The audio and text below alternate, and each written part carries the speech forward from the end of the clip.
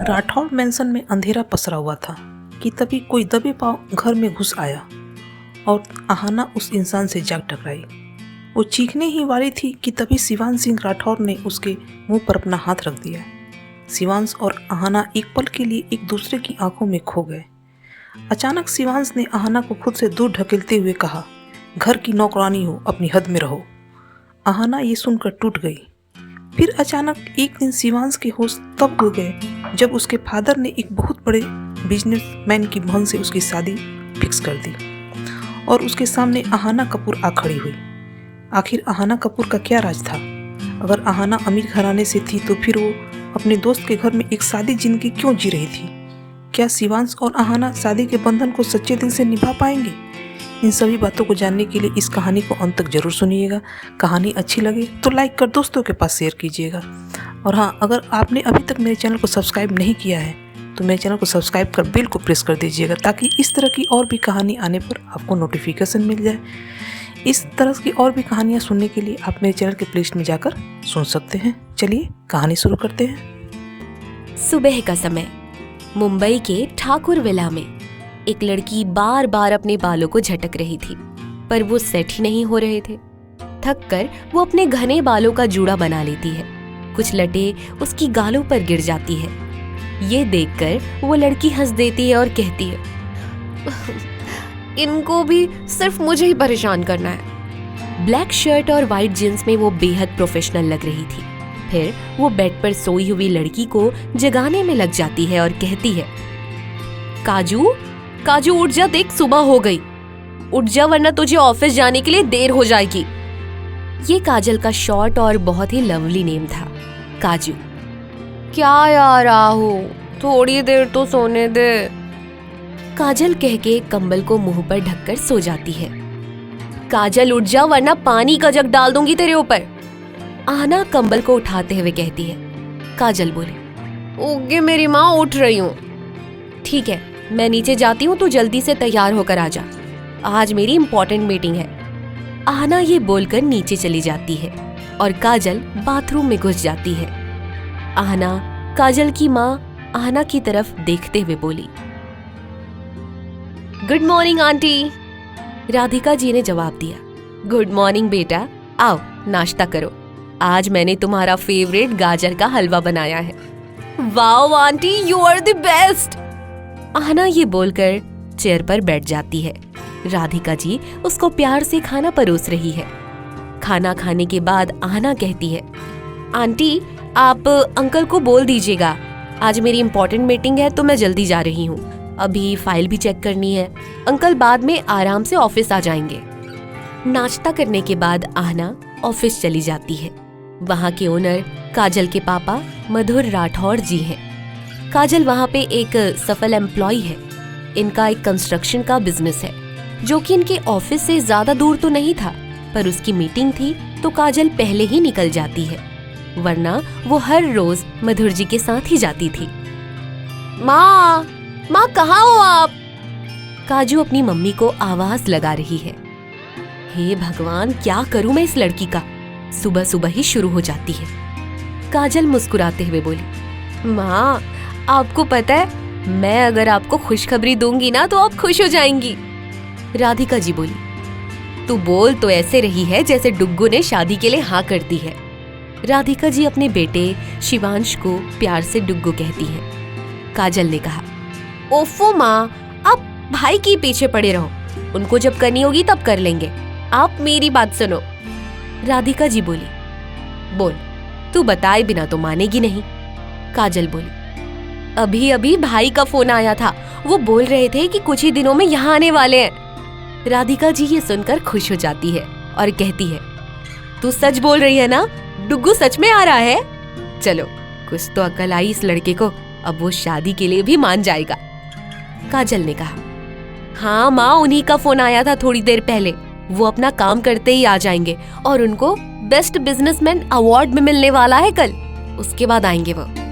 राधिका जी बोली, तू सच बोल रही है ना, मेरा डुग्गू इतनी मेहनत करता है तो उसका फल तो मिलना ही था। काजल अपना मुंह सिकोड़ कर कहती है, आपको तो मेरी किसी बात का यकीन नहीं है, बस अपने बेटे की ही पड़ी रहती है। किस बात की लड़ाई चल रही है सुबह सुबह आप दोनों में? मधुर जी जो अभी अभी अंदर आए थे, वो कुछ देर बाहर पार्क में टहलने गए हुए थे। राधिका जी बोली, कुछ दिनों में शिवांश आने वाला है, उसका अभी अभी फोन आया था काजल के पास। मधुर जी ने खुश होते हुए कहा, ये तो अच्छी बात है, उसके आने के बाद मैं सिर्फ आराम करूंगा और वो ऑफिस को संभाल लेगा। राधिका मुंह बनाते हुए कहती है, आते ही मेरे बच्चे पर जुल्म करना शुरू कर देना आप, कुछ दिन तो आराम करने देना। मधुर जी बोले, हाँ तो अब उसी को तो काम को संभालना है ना, जब चाहे आराम करे, जब चाहे काम करे। आहना पर पूरा प्रेशर है काम का, ऐसे में उसकी भी हेल्प हो जाएगी। राधिका जी ने कहा, हाँ ये बात भी है, चलो आप रेडी हो जाओ, फिर आप नाश्ता कर लेना।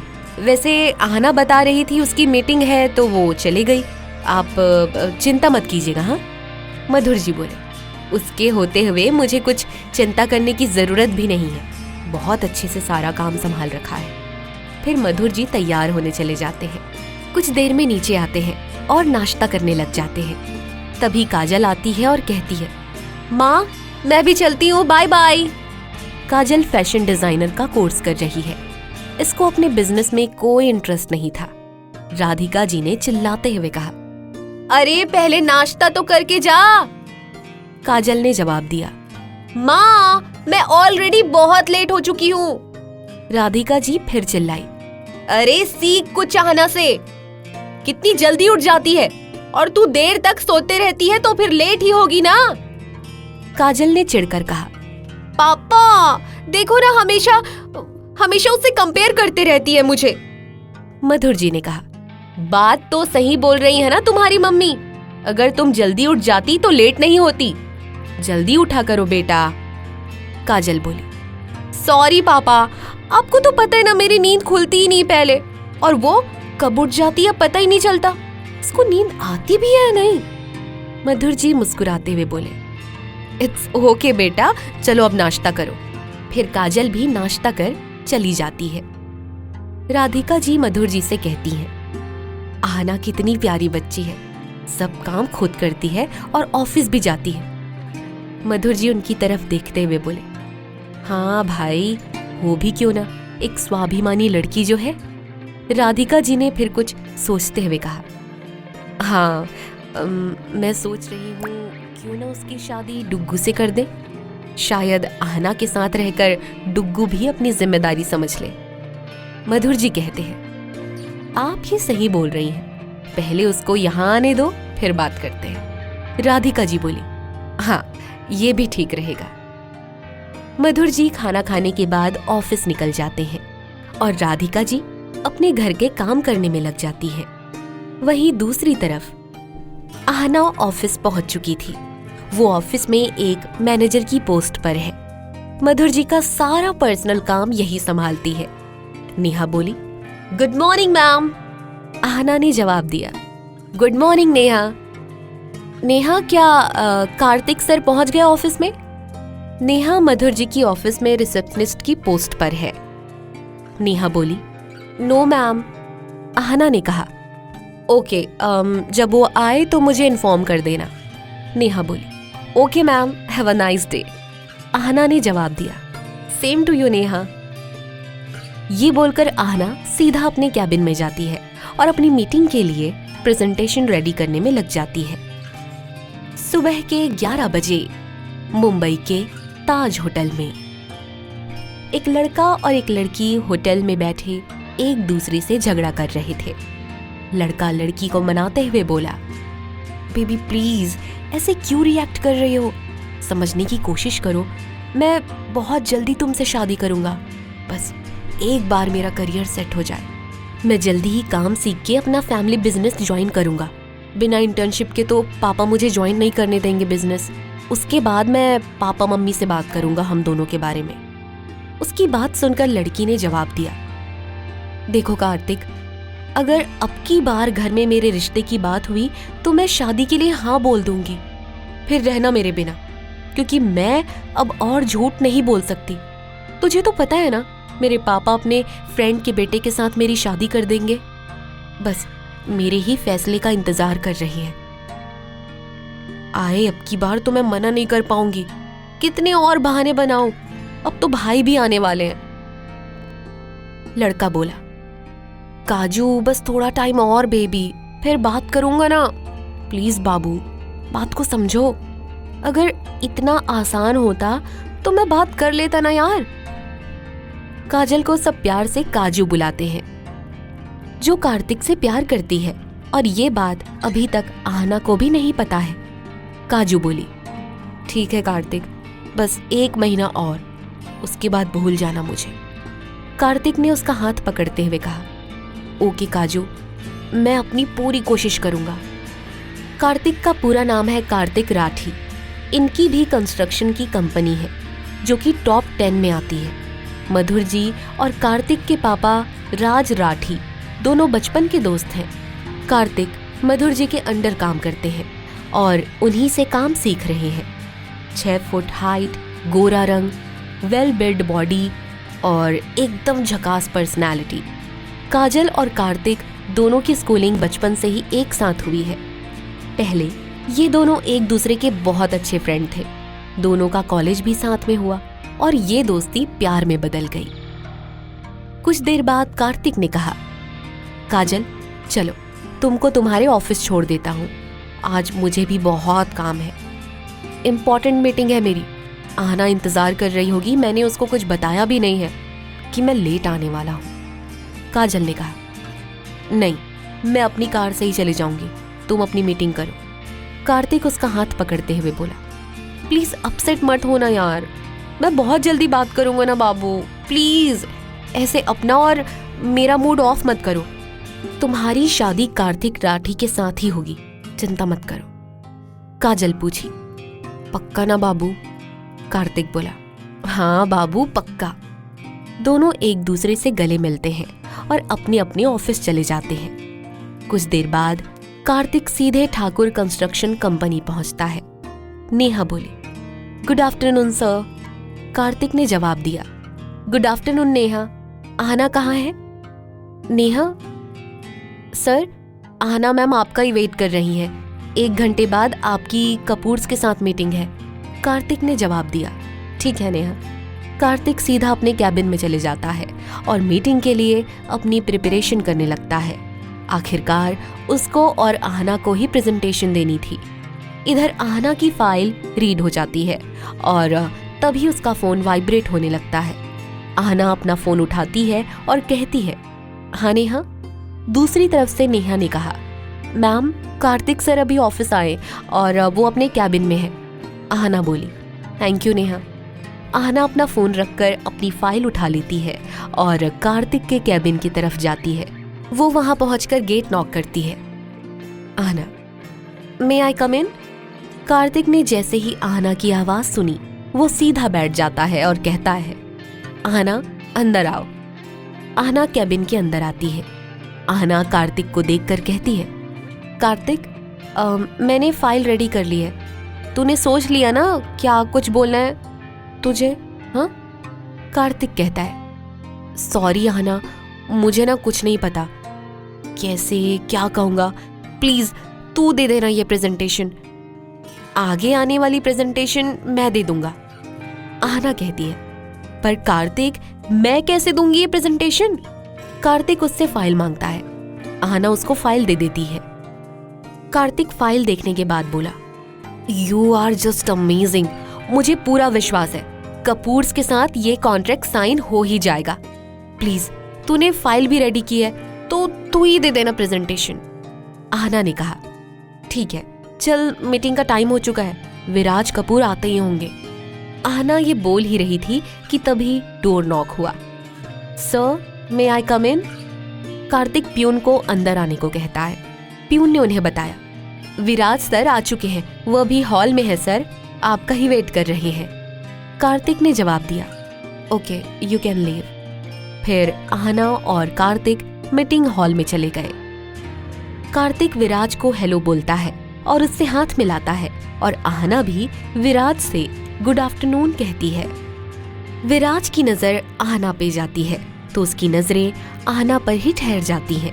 वो बिना पलक झपकाए आहना को देखता है। कार्तिक विराज से पूछता है, shall we start the meeting? Viraj Kartik की आवाज से होश में आता है और वो अपनी चेयर पर बैठ जाता है। कार्तिक भी बैठ जाता है और आहना को प्रेजेंटेशन देने के लिए कहता है। आहना बहुत अच्छे से एक्सप्लेन करती है, पर विराज की नजरें आहना के मासूम चेहरे से हटती ही नहीं है। उसको तो बस आहना का मासूम फेस और हिलते हुए होंठ दिख रहे थे। जैसे ही आहना बोलना बंद करती है तो विराज होश में आता है और कहता है, आज से ये कॉन्ट्रैक्ट आपका हुआ, और पेपर्स पर साइन कर देता है और मीटिंग खत्म हो जाती है। इधर दूसरी तरफ अमेरिका में शिवांश, कशिश और शुभम मीटिंग हॉल में एंट्री लेते हैं तो सबकी नजर उन पर ठहर जाती है। शिवांश ने आज 3 पीस डाला हुआ था, जेल से सेट किए हुए बाल, फिट बॉडी, सीरियस चेहरा, वो बेहद हैंडसम लग रहा था। कशिश ने रेड कलर की शॉर्ट ड्रेस डाली हुई थी, वो भी बेहद हॉट लग रही थी। शुभम ने ब्लैक 3 पीस डाला हुआ था, वो भी हैंडसम लग रहा था। वहां खड़ी सारी लड़कियां शिवांश को देखकर आहें भर रही थी, पर शिवांश उनको इग्नोर करके आगे बढ़ गया। उसको यूं जाते हुए देखकर एक लड़की बोली, पहली बार देखा लड़की कैसे इग्नोर करके चला गया, पर यार क्या गजब की पर्सनालिटी है। दूसरी लड़की ने उसकी हाँ में हाँ मिलाते हुए कहा, तू सही बोल रही है यार, उसका फेस तो देखो कितना क्यूट है। तीसरी लड़की बोली, यार ये तो मेरे ड्रीम बॉय जैसा है, काश ये मुझे मिल जाए। शिवांश यहाँ अपना बेस्ट बिजनेसमैन अवार्ड लेने आया हुआ था। उसको बेस्ट बिजनेसमैन के अवार्ड के लिए नॉमिनेट किया गया था। उसको पूरा यकीन था ये अवार्ड उसी को ही मिलेगा। कशिश कपूर विराज कपूर की बहन है। विराज के पापा और कशिश के पापा दोनों भाई हैं। दोनों में सगे भाई बहन से ज्यादा प्यार है। विराज कशिश की हर बात को मानता है। उसकी बात को पूरा करने के लिए वो कुछ भी कर सकता है। कशिश ने ही जिद की कि उसको अमेरिका में शिवांश के साथ काम करना है, तो विराज ने उसके पापा को मना लिया और वहां रहने की परमिशन दे दी। कशिश का नेचर बहुत ही एरोगेंट है। उसकी नजरों में गरीब लोगों की कोई वैल्यू नहीं है। वो उनको डाउन मार्केट समझती है। वो सिर्फ अपने क्लास के लोगों से बात करना पसंद करती है।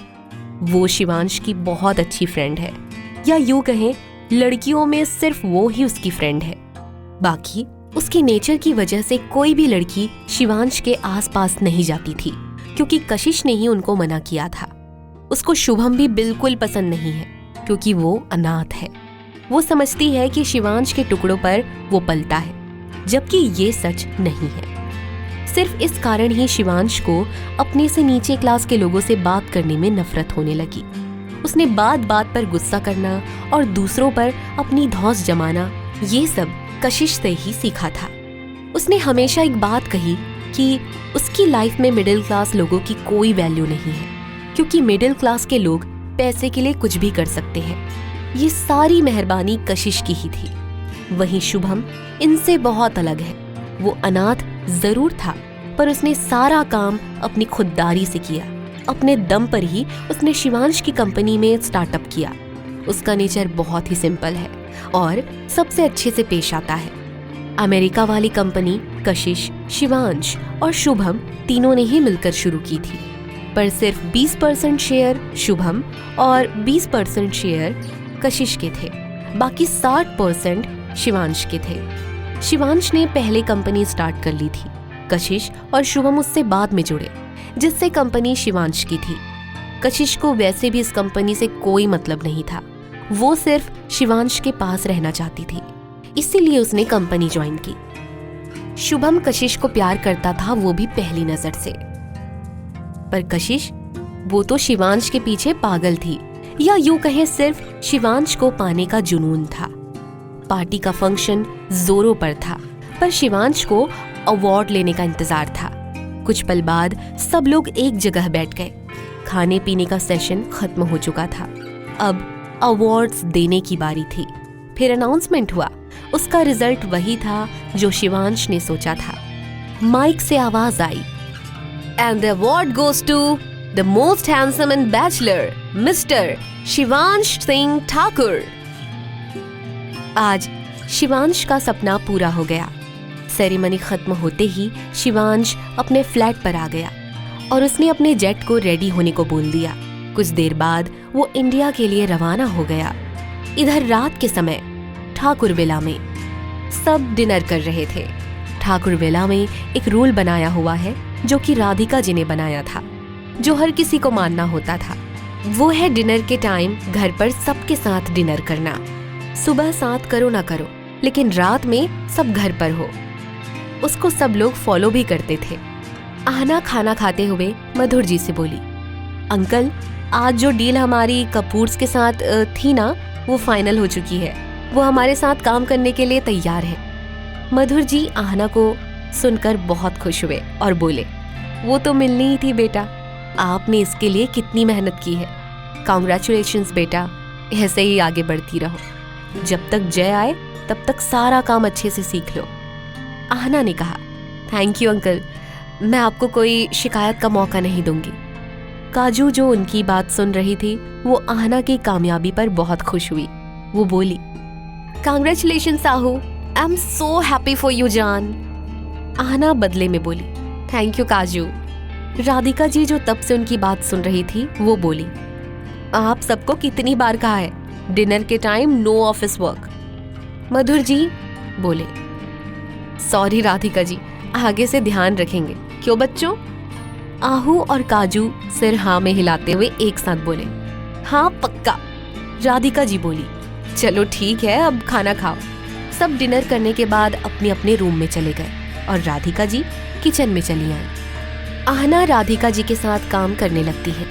उसको काम करता देख राधिका जी बोली, अरे बेटा मैं कर लूंगी, तुम ऑफिस में काम करके थक जाती होगी।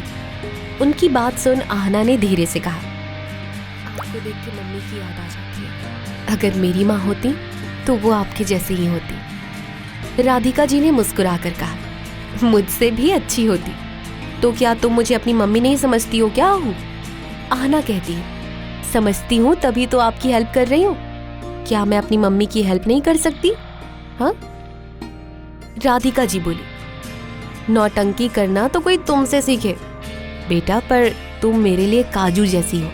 तुमको आराम करना चाहिए जैसे काजू कर रही है। जैसे मैं काजू का काम करती हूँ वैसे ही तेरे लिए करती हूँ, पर तुम तो मुझे काम करने में मदद करने लग जाती हो। आहना ने कहा, मुझे अच्छा लगता है आपका हाथ बटाना, और आप हाथ बटाने से रोका मत कीजिए। रात को ही आपका हाथ बटाने का समय मिलता है। राधिका जी मुस्कुरा उठी, ठीक है बेटा, अब तो सब काम हो गया है ना, तुम जाकर सो जाओ। Good night. आहना कहती है, गुड नाइट आंटी। उसके बाद आहना अपने रूम में चली जाती है। फ्रेश होकर नाइटी पहनती है जिससे उसको कंफर्टेबल फील होता है। सुबह का समय 6 बजे ठाकुर विला में अचानक बेल बजती है। जब घर का नौकर रवि गेट खोलता है तो एक लड़का अंदर आता है। रवि उसको देखकर हक्का बक्का रह जाता है। रवि कहता है, सर आप यहाँ सुबह सुबह? शिवांश गुस्से से उसको घूरते हुए कहता है, ये घर किसका है? रवि सकपका जाता है। आपका है सर। शिवांश कहता है, तो मुझे किसी की परमिशन लेने की जरूरत है यहाँ आने के लिए? रवि डरते हैं, नो सर। शिवांश अपना बैग उसको देते हुए बोला, मेरे कमरे में पहुंचा देना, और ध्यान रहे घर में किसी को मेरे आने के बारे में पता ना चले, वरना समझ गए कि समझाएं। रवि ने हकलाते हुए कहा, ठीक है सर। शिवांश कहता है, अब मैं अपने रूम में जा रहा हूँ, मेरा सामान मेरे रूम में पहुंचा देना याद से। शिवांश के जाने के बाद रवि को सांस आई। वो खुद से बोला, अब हर रोज डर के रहना पड़ेगा। शिवांश रूम में जा रहा था। उसका रूम 2nd फ्लोर पर था। वो पीछे मुड़कर देख रहा था ताकि किसी को पता न चले कि वो आया है। तो उसका ध्यान भटक गया और उसकी टक्कर एक लड़की से हो गई। उस लड़की के हाथ में पानी का जग था और तभी सारा पानी शिवांश के ऊपर गिर गया। शिवांश पीछे की तरफ गिर गया था और वो लड़की उसके ऊपर थी। शिवांश ने उस लड़की के चेहरे को देखा जो पसीने से तरबतर था। उस लड़की को देखकर लग रहा था कि वो डरी हुई थी। जब उसने आंखें खोली तो शिवांश उसकी नीली आंखों में खो सा गया। आहना जब शिवांश को देखती है तो वो भी शिवांश की काली आंखों में खो जाती है। काफी देर तक वो दोनों एक दूसरे में खोए हुए थे। आहना को तो यकीन हो ही नहीं रहा था कि ये काजू का भाई है, जिसकी उसने सिर्फ बातें सुनी थी या तस्वीरों में देखा था। आज वो उसके सामने था, उसके बिल्कुल करीब। वो दोनों एक दूसरे की आंखों में खो ही रहे थे कि तभी शिवांश का फोन बज उठा। फोन की रिंग की वजह से उन दोनों को होश आ गया था। शिवांश अभी भी जमीन पर गिरा हुआ था। उसने आहना को देखा, जो अभी भी उसी में खोई हुई थी। तो शिवांश उसको देख के कहता है, मैडम, यहीं रहने का इरादा है क्या? शिवांश की बात सुनकर आहना को होश आया तो वो फटाफट से उठ गई। किसी लड़की को खुद के करीब पाकर शिवांश का गुस्सा आसमान छू जाता है। वो आहना के कपड़े को देखकर बोलता है, तुम मेरे यहाँ मेरे घर में एक नौकर की हैसियत से हो तो वही रहो, मेरे करीब आने की कोशिश मत करना, उसका अंजाम बहुत बुरा होगा। इस वक्त आहना सलवार कमीज में थी और उसके बाल बेतरबी से बंधे हुए थे। सुबह उठते ही उसको पानी पीने की आदत थी, इसीलिए वो पानी का जग लेने नीचे आई थी। तभी शिवांश से टक्कर हो गई। आहना शिवांश को समझाती हुई बोली, देखिए, मैं कोई नौकर नहीं हूं, समझे आप? शिवांश गुस्से से बोला, लुक एट यू, एंड तुम शक्ल से ही नौकर लगती हो। आइंदा मेरे सामने आने की कोशिश मत करना। उसकी बातों से आहना को बहुत हर्ट होता है। उसकी आंखें नम हो गई और वो धीरे धीरे सिसकती हुई अपनी रूम में चली गई। शिवांश को अपनी कही बातों पे बिल्कुल भी अफसोस नहीं होता है। वो भी सीधा अपने रूम में चला गया था और टॉवल उठाकर सीधा बाथरूम में घुस जाता है। इधर आहना अपने रूम में आ जाती है। आहना को शिवांश की बातों से बहुत दुख होता है। बहुत देर तक वो रोते रहती है। फिर टाइम देख के वो सीधा बाथरूम में जाती है और फ्रेश होकर नाश्ता करने पहुंच जाती है। सब लोग नाश्ता कर रहे होते हैं कि शिवांश आ जाता है। सब लोग एकदम चौंक जाते हैं। किसी को विश्वास नहीं होता शिवांश ने उनको सरप्राइज दिया है, क्योंकि ऐसी आदत शिवांश की नहीं थी। आज पहली बार था जब शिवांश ने उनको सरप्राइज दिया। शिवांश आते ही अपने पापा के पैर छूकर आशीर्वाद लेता है और गले लगता है। मधुर जी ने उससे पूछा, और कैसे हो मेरे बच्चे? शिवांश ने कहा, मैं ठीक हूँ पापा, आप बताओ। मधुर जी बोले, ये देखो, मैं तुम्हारे सामने हूँ, एकदम fit and fine and handsome. Shivansh फिर सीधा अपनी मॉम के पास जाता है, उनके पैर छूता है और गले लग जाता है। उसकी मॉम भावुक हो जाती है। राधिका जी उसके मुंह को छूकर बोली, कितने दिन बाद आया है डुग्गू तू, अब मैं तुझे जाने नहीं दूंगी, जो करना है कर, लेकिन यही कर। शिवांश बोला, मॉम, मेरा वहाँ जाना जरूरी था, वहाँ मुझे अपना बिजनेस स्टार्ट करना था, तो थोड़ा टाइम लग गया। अब मैं वहाँ कभी कभी जाया करूँगा, वहाँ का सारा काम शुभम संभाल लेगा। फिर मुझे यहाँ आकर अपना बिजनेस भी संभालना था। आप चिंता मत करो, अब कहीं नहीं जाऊँगा। काजल ने उन सबको बात करते देखा तो बोल पड़ी, भाई मैं भी हूँ, आप तो मुझे भूल ही गए, जाओ, मुझे आपसे बात नहीं करनी। शिवांश उसको चिढ़ाते हुए कहता है, ऐसे कैसे बात नहीं करनी, मैं वापस चला जाऊंगा और तेरे फोन करने पर भी नहीं आऊंगा। काजू उदास होते हुए बोली, भाई आप जाने की बात क्यों करते हो, मैं तो मजाक कर रही थी, और आप तो अभी आए हो, घूमो फिरो ऐश करो।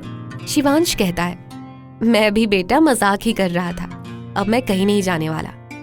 वो दोनों बात ही कर रहे थे कि तभी उसकी नजर हमारी आहना पर पड़ती है। उसको ऐसे देखकर काजू बोलती है, भाई ये मेरी बेस्ट फ्रेंड है आहना राठौर, और ये हमारे साथ ही रहती है। फिर काजू आहना से शिवांश का इंट्रोडक्शन करवाते हुए कहती है, आहू, ये मेरे बड़े भाई हैं शिवांश ठाकुर, जो अभी तक अमेरिका में थे। आहना हल्के से उसको हेलो बोल देती है। बदले में शिवांश भी उसको हेलो बोलता है।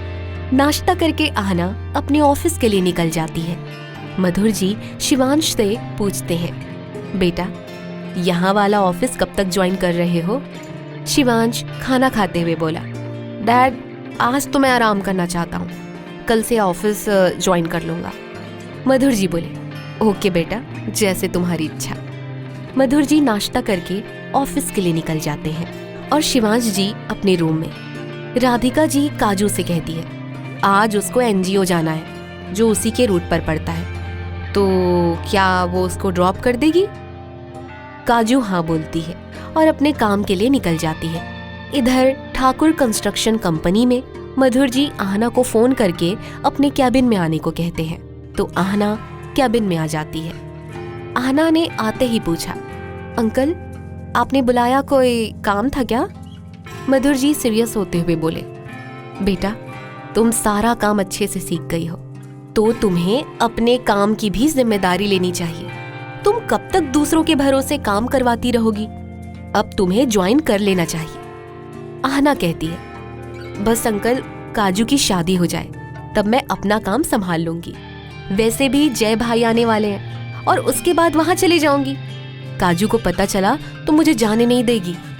मधुर जी कहते हैं ठीक है बेटा, वैसे भी कल एक सरप्राइज पार्टी का प्लान करने के लिए सोचा है शिवांश के घर आने की खुशी में, और कल वो कंपनी भी ज्वाइन कर लेगा। आहना कहती है तो अंकल आप पार्टी काजू से प्लान करवा लो, वो एक डिजाइनर प्लानर है और अपना काम बहुत अच्छा करती है। उसकी कंपनी को ये कॉन्ट्रैक्ट दे दो और वो तो बहुत जल्दी ही काम कर देते हैं, और ये पार्टी फार्म हाउस पे देंगे तो शिवांश को भी पता नहीं चलेगा। मधुर जी फिर कुछ सोचते हैं, फिर आहना को जाने के लिए कह देते हैं। दूसरी तरफ ठाकुर विला में शिवांश अपने कमरे में अपने लैपटॉप पर कुछ काम कर रहा था, तभी उसका फोन रिंग होता है। फोन पे शुभम का नाम फ्लैश होता है। शिवांश कहता है हेलो शुभ, कैसे हो?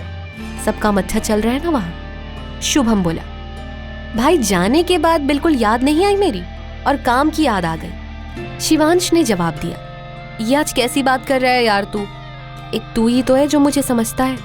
शुभम बोला चल मस्का मत लगा और बता आज अपना गुस्सा किस पे निकाला, वरना तेरे गुस्से का भांडा तो हर रोज मुझ पे ही फूटा करता था।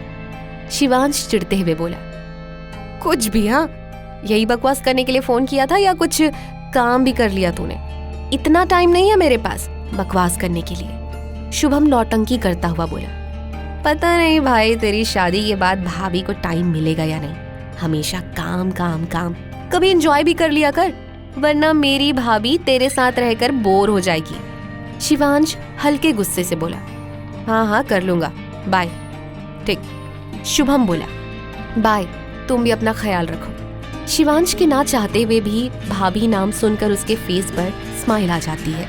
फिर वो अपने एक्सप्रेशन चेंज करके कहता है ये 2 दिन के चाह है, उसके बाद सब फिर अकेला ही रहना है, मुझे कोई समझने वाली नहीं है। फिर सिर झटक के अपना काम करने में लग जाता है।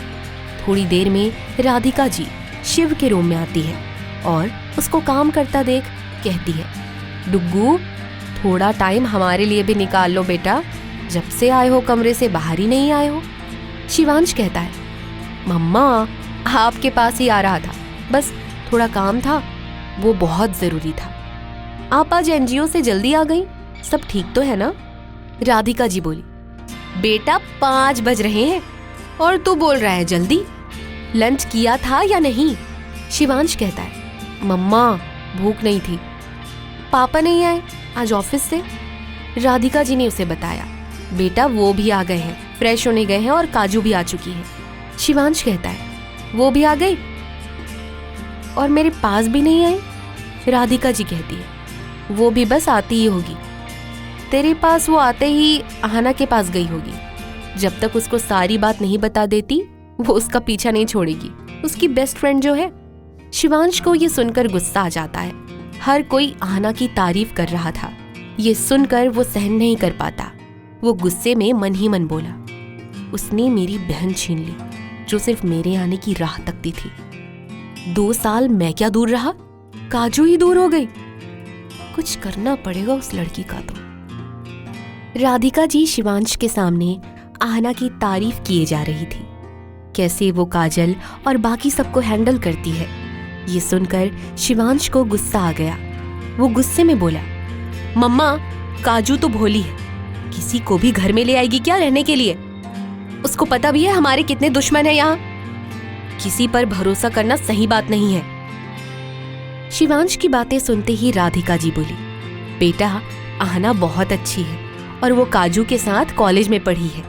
जैसे जैसे तू उसके बारे में जानेगा तुझे भी पता चल जाएगा वो कितनी अच्छी है। बेचारी वो अकेले रह रही थी हॉस्टल में, तो काजू उसको यहाँ ले आई। वैसे भी तब उनका हॉस्टल कंप्लीट हो चुका था। वो बाहर कहाँ रहती, कौन से पीजी में रहती? इसीलिए हमने उसको यहाँ रख लिया। शिवांश बोला, मम्मा ये हमारा घर है, अनाथ आश्रम या पीजी नहीं है जो कोई भी मुंह उठा के आ जाए। मम्मा आपको नहीं पता, मिडिल क्लास के लोग ऐसे ही होते हैं। कहीं प्यार मिला नहीं कि मुंह उठा के चले आए। खुद की कोई सेल्फ रिस्पेक्ट होती नहीं है इनकी। यहाँ पे कितने ऐश की जिंदगी जी रही है वो, और वहां पता नहीं कौन से एक रूम में रहती। वो इसीलिए यहाँ रह रही है क्योंकि यहाँ जो आरामदायक चीज है वो वहां नहीं होगी। ये सब देखकर उसका मन ललचा गया होगा। राधिका जी शिवांश को आंखें दिखाते हुए कहती है, बस कर डुग्गू, बहुत ज्यादा ही बोल रहा है तू। पर शिवांश ने अपना कहना जारी रखा। उसको पता भी नहीं चला कब काजल और आहना वहां पहुंच गई। वो बोला, और तो और मुझे पता चला उसको ऑफिस में भी रख लिया। चलो मान लिया घर में रह रही है, पर ये तो नहीं ना कि भिखारियों की तरह हमारे ही ऑफिस में काम करने लग जाए। पता नहीं किस लालच में वो यहाँ आई है, पर मैं बता रहा हूँ मम्मा, ये हमारे लिए ठीक नहीं है। जैसे ही आहना अपने बारे में ये सुनती है, उसकी नीली आंखों में पानी आ जाता है और वो रोने लग जाती है। उसके रोने की आवाज से शिवांश और राधिका जी का ध्यान उनकी तरफ जाता है। काजू जैसे ही ये सब आहना के बारे में सुनती है, वो शिवांश के पास जाती है और कहती है, भाई आपको कोई हक नहीं आहू के बारे में ये सब बोलने का। और वैसे भी उसने काम मांगा नहीं था, उसको कॉलेज के टाइम से ही इंटर्नशिप मिल गई थी, क्योंकि वो बहुत ही इंटेलिजेंट और टैलेंटेड है और वो यहाँ से नहीं जाएगी। अगर आपने उसको जाने के लिए बोला या कुछ भी बोला तो मैं खुद उसके साथ घर छोड़कर चली जाऊंगी। और आपको पता भी है क्या क्या बोल रहे हो उसके बारे में। आप तो उसको जानते भी नहीं है, फिर कैसे उसको ये सब बोल सकते हैं? आप बहुत बुरे हैं। मैं कितनी तारीफ करती थी मेरी आहू को आपकी, पर आपने क्या किया? मैं उसके बारे में एक लफ्ज भी नहीं सुन सकती, वो चाहे आप भी क्यों ना हो। फिर वो रोते हुए वहां से चली जाती है। शिवांश काजू को रोकते हुए उसके पीछे जाता है, पर एक बार रुककर आहना को कहता है, आज जो हुआ है उसकी वजह तुम हो, उसके लिए मैं तुम्हें कभी माफ नहीं करूंगा। तुम्हारी वजह से मेरी लाडो की आंखों में आंसू आए हैं। ये सुनते ही आहना की आंखों में आंसू आ जाते हैं। शिवांश को उसकी आंखों में आंसू देख के एक अजीब सी बेचैनी होती है। फिर भी उसको इग्नोर करके वो काजू के पीछे चला जाता है। आहना भी सिसकते हुए अपने रूम में चली जाती है। शिवांश काजू के रूम में जाके उसके सामने अपने कान पकड़कर खड़े हो जाता है। उसको कहता है, बेटा वो जब तक यहाँ रहे मुझे कोई प्रॉब्लम नहीं है, बस मैं उसको खुद से दूर रहने के लिए बोल रहा था। मैं कभी तुझे किसी मुसीबत में नहीं देखना चाहता, इसीलिए ये सब बोला। तू कितनी भोली है। काजू कुछ नहीं कहती, वो अपना मुंह फेर कर खड़ी हो जाती है। शिवांश आगे कहता है, तुझे तो पता है मुझे लड़कियों से कितनी प्रॉब्लम है, फिर मुझे उनको देखकर गुस्सा आ जाता है। सॉरी बेटा, आज के बाद ऐसी गलती नहीं होगी, last chance they they please. ये सुनते ही काजू का गुस्सा शांत हो जाता है। वो कहती है, भाई वो दूसरी लड़कियों जैसी नहीं है, और देखना वो खुद आपसे दूर रहेगी। अगर आप चाहते हैं तो मैं उसको बोल दूंगी वो आपसे दूर रहेगी, बट आप उसको कभी हर्ट नहीं करोगे। शिवांश हाँ में अपनी गर्दन हिलाता है। शिवांश कहता है, ठीक है बेटा, तू अपना मूड खराब मत कर। मुझे रोतलू काजू बिल्कुल पसंद नहीं है, हंसती हुई काजू पसंद है। ये बोलकर वो काजू के गाल खींच लेता है। आहना का रूम। आहना अपने रूम में जाके रोने लग जाती है। वो अपने आप से कहती है, मैं अनाथ हूँ तो उसमें मेरी क्या गलती? मेरे मम्मी पापा मुझे अकेला छोड़ के चले गए, उसमें गलती क्या है मेरी? भगवान जी, मुझे यहाँ अकेला क्यों छोड़ा? मुझे भी मम्मी पापा के साथ बुला लेते।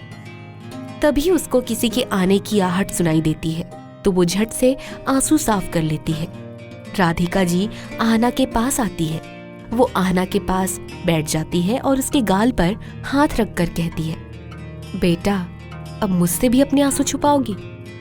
बेटा मुझे पता है डुग्गू को ऐसे तुझसे बात नहीं करनी चाहिए थी, लेकिन वो दिल का बुरा नहीं है, उसको बस गुस्सा आ जाता है। बाकी तुम तो यही हो, तुम्हें पता चल ही जाएगा। आहना कहती है, जी आंटी, उन्होंने सही ही बोला है, सब पर इतना भरोसा नहीं करना चाहिए।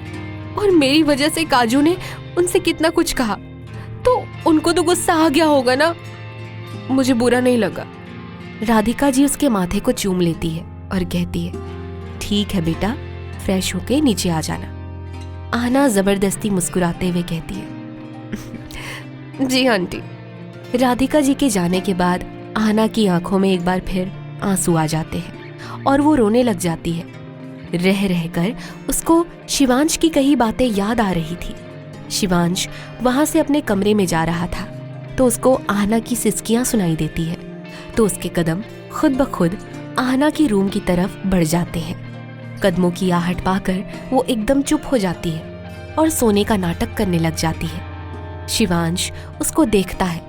रोने की वजह से उसके मुंह पर आंसू के निशान छप गए थे और उसके गोरे गोरे गाल और नाक लाल हो गई थी। उसको इस हालत में देख के शिवांश के दिल में टीस सी उठती है। ये देखकर उसको बहुत बुरा लगता है। वो सीधा अपने कमरे में चले जाता है। उसके जाते ही आहना अपनी आंखें खोल लेती है।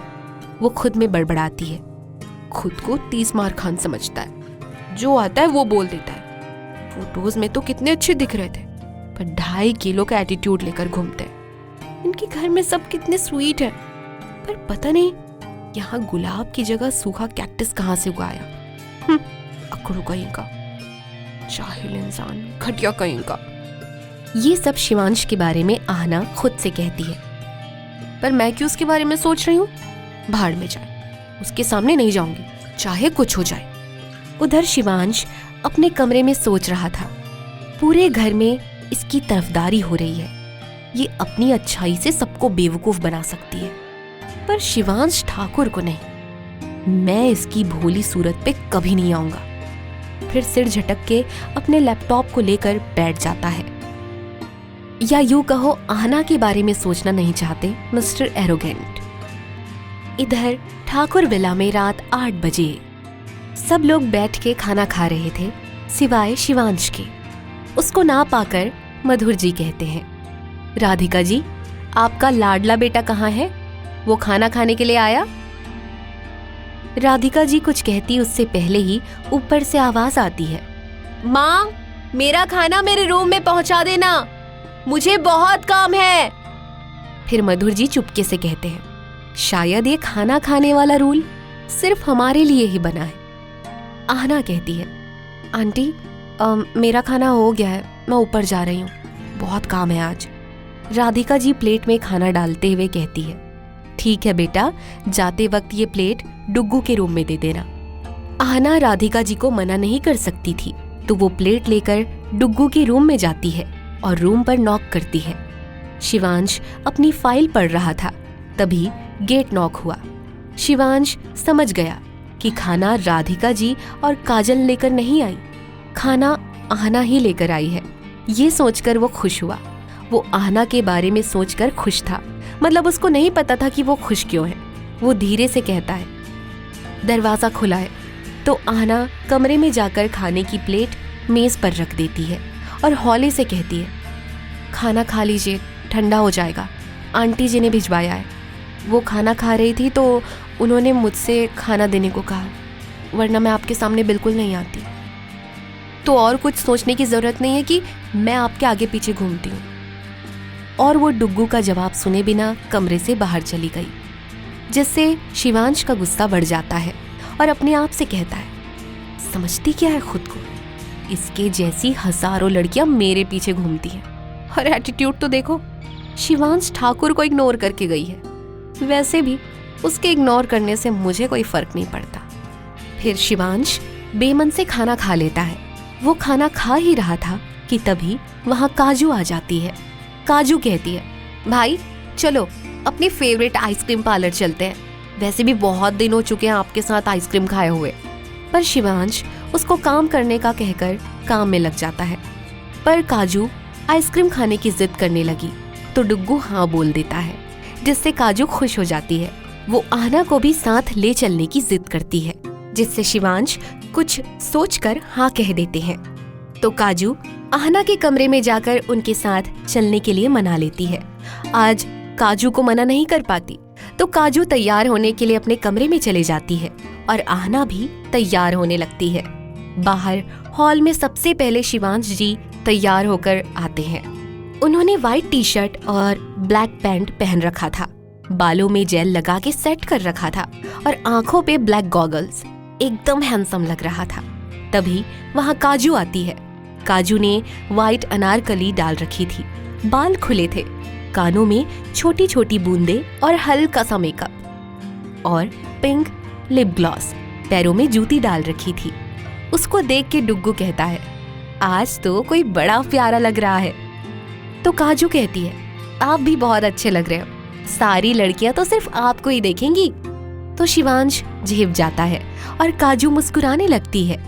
दोनों भाई बहन आहना का वेट करने लग जाते हैं। थोड़ी देर में आहना आती है और दोनों की नजरें उस पर जम जाती है। उसने ब्लैक पटियाला पहन रखा था, गुलाबी फुलकारी दुपट्टा जो उसके गोरे रंग पर फब रहा था, काजल से सनी नीली आंखें जिसमें डुग्गू खो गए थे, खुले बाल, कानों में छोटी छोटी बूंदे, पैरों में जूती, कुल मिला के सोनी पंजाबन लग रही थी। शिवांश को यूं अपनी तरफ देखता पाकर उसकी धड़कन तेज रफ्तार से दौड़ने लगती है और वो असहज होने लगती है, पर वो उसकी आंखों के वार से बच नहीं पाती। उसकी नजरें भी डुग्गू जी पे जम जाती है और उसकी आंखों में खो जाती है। उनको यूं देख के काजू मुस्कुराने लगती है, पर वो लेट हो रहे थे तो काजल कहती है, भाई चलो ना, देर हो रही है। तो शिवांश पार्किंग से अपनी गाड़ी ले आता है और उसकी साथ वाली पैसेंजर सीट पे काजू बैठ जाती है, पीछे आहना बैठ जाती है। शिवांश आहना को देखते हुए मिरर सेट करता है। वो मिरर को ऐसे सेट करता है जिससे आहना को वो आसानी से देख सके। वो मिरर सेट करते करते आहना को देखने में व्यस्त हो जाता है। उसको यूं देखता पाकर काजू कहती है, भाई चलो वरना देर हो जाएगी, और मुझे अभी मरना नहीं है तो सामने देखकर गाड़ी चलाना। और हंस पड़ती है, जिससे शिवांश एक बार फिर झेप जाता है और खिड़की की तरफ मुंह करके मुस्कुराने लगता है।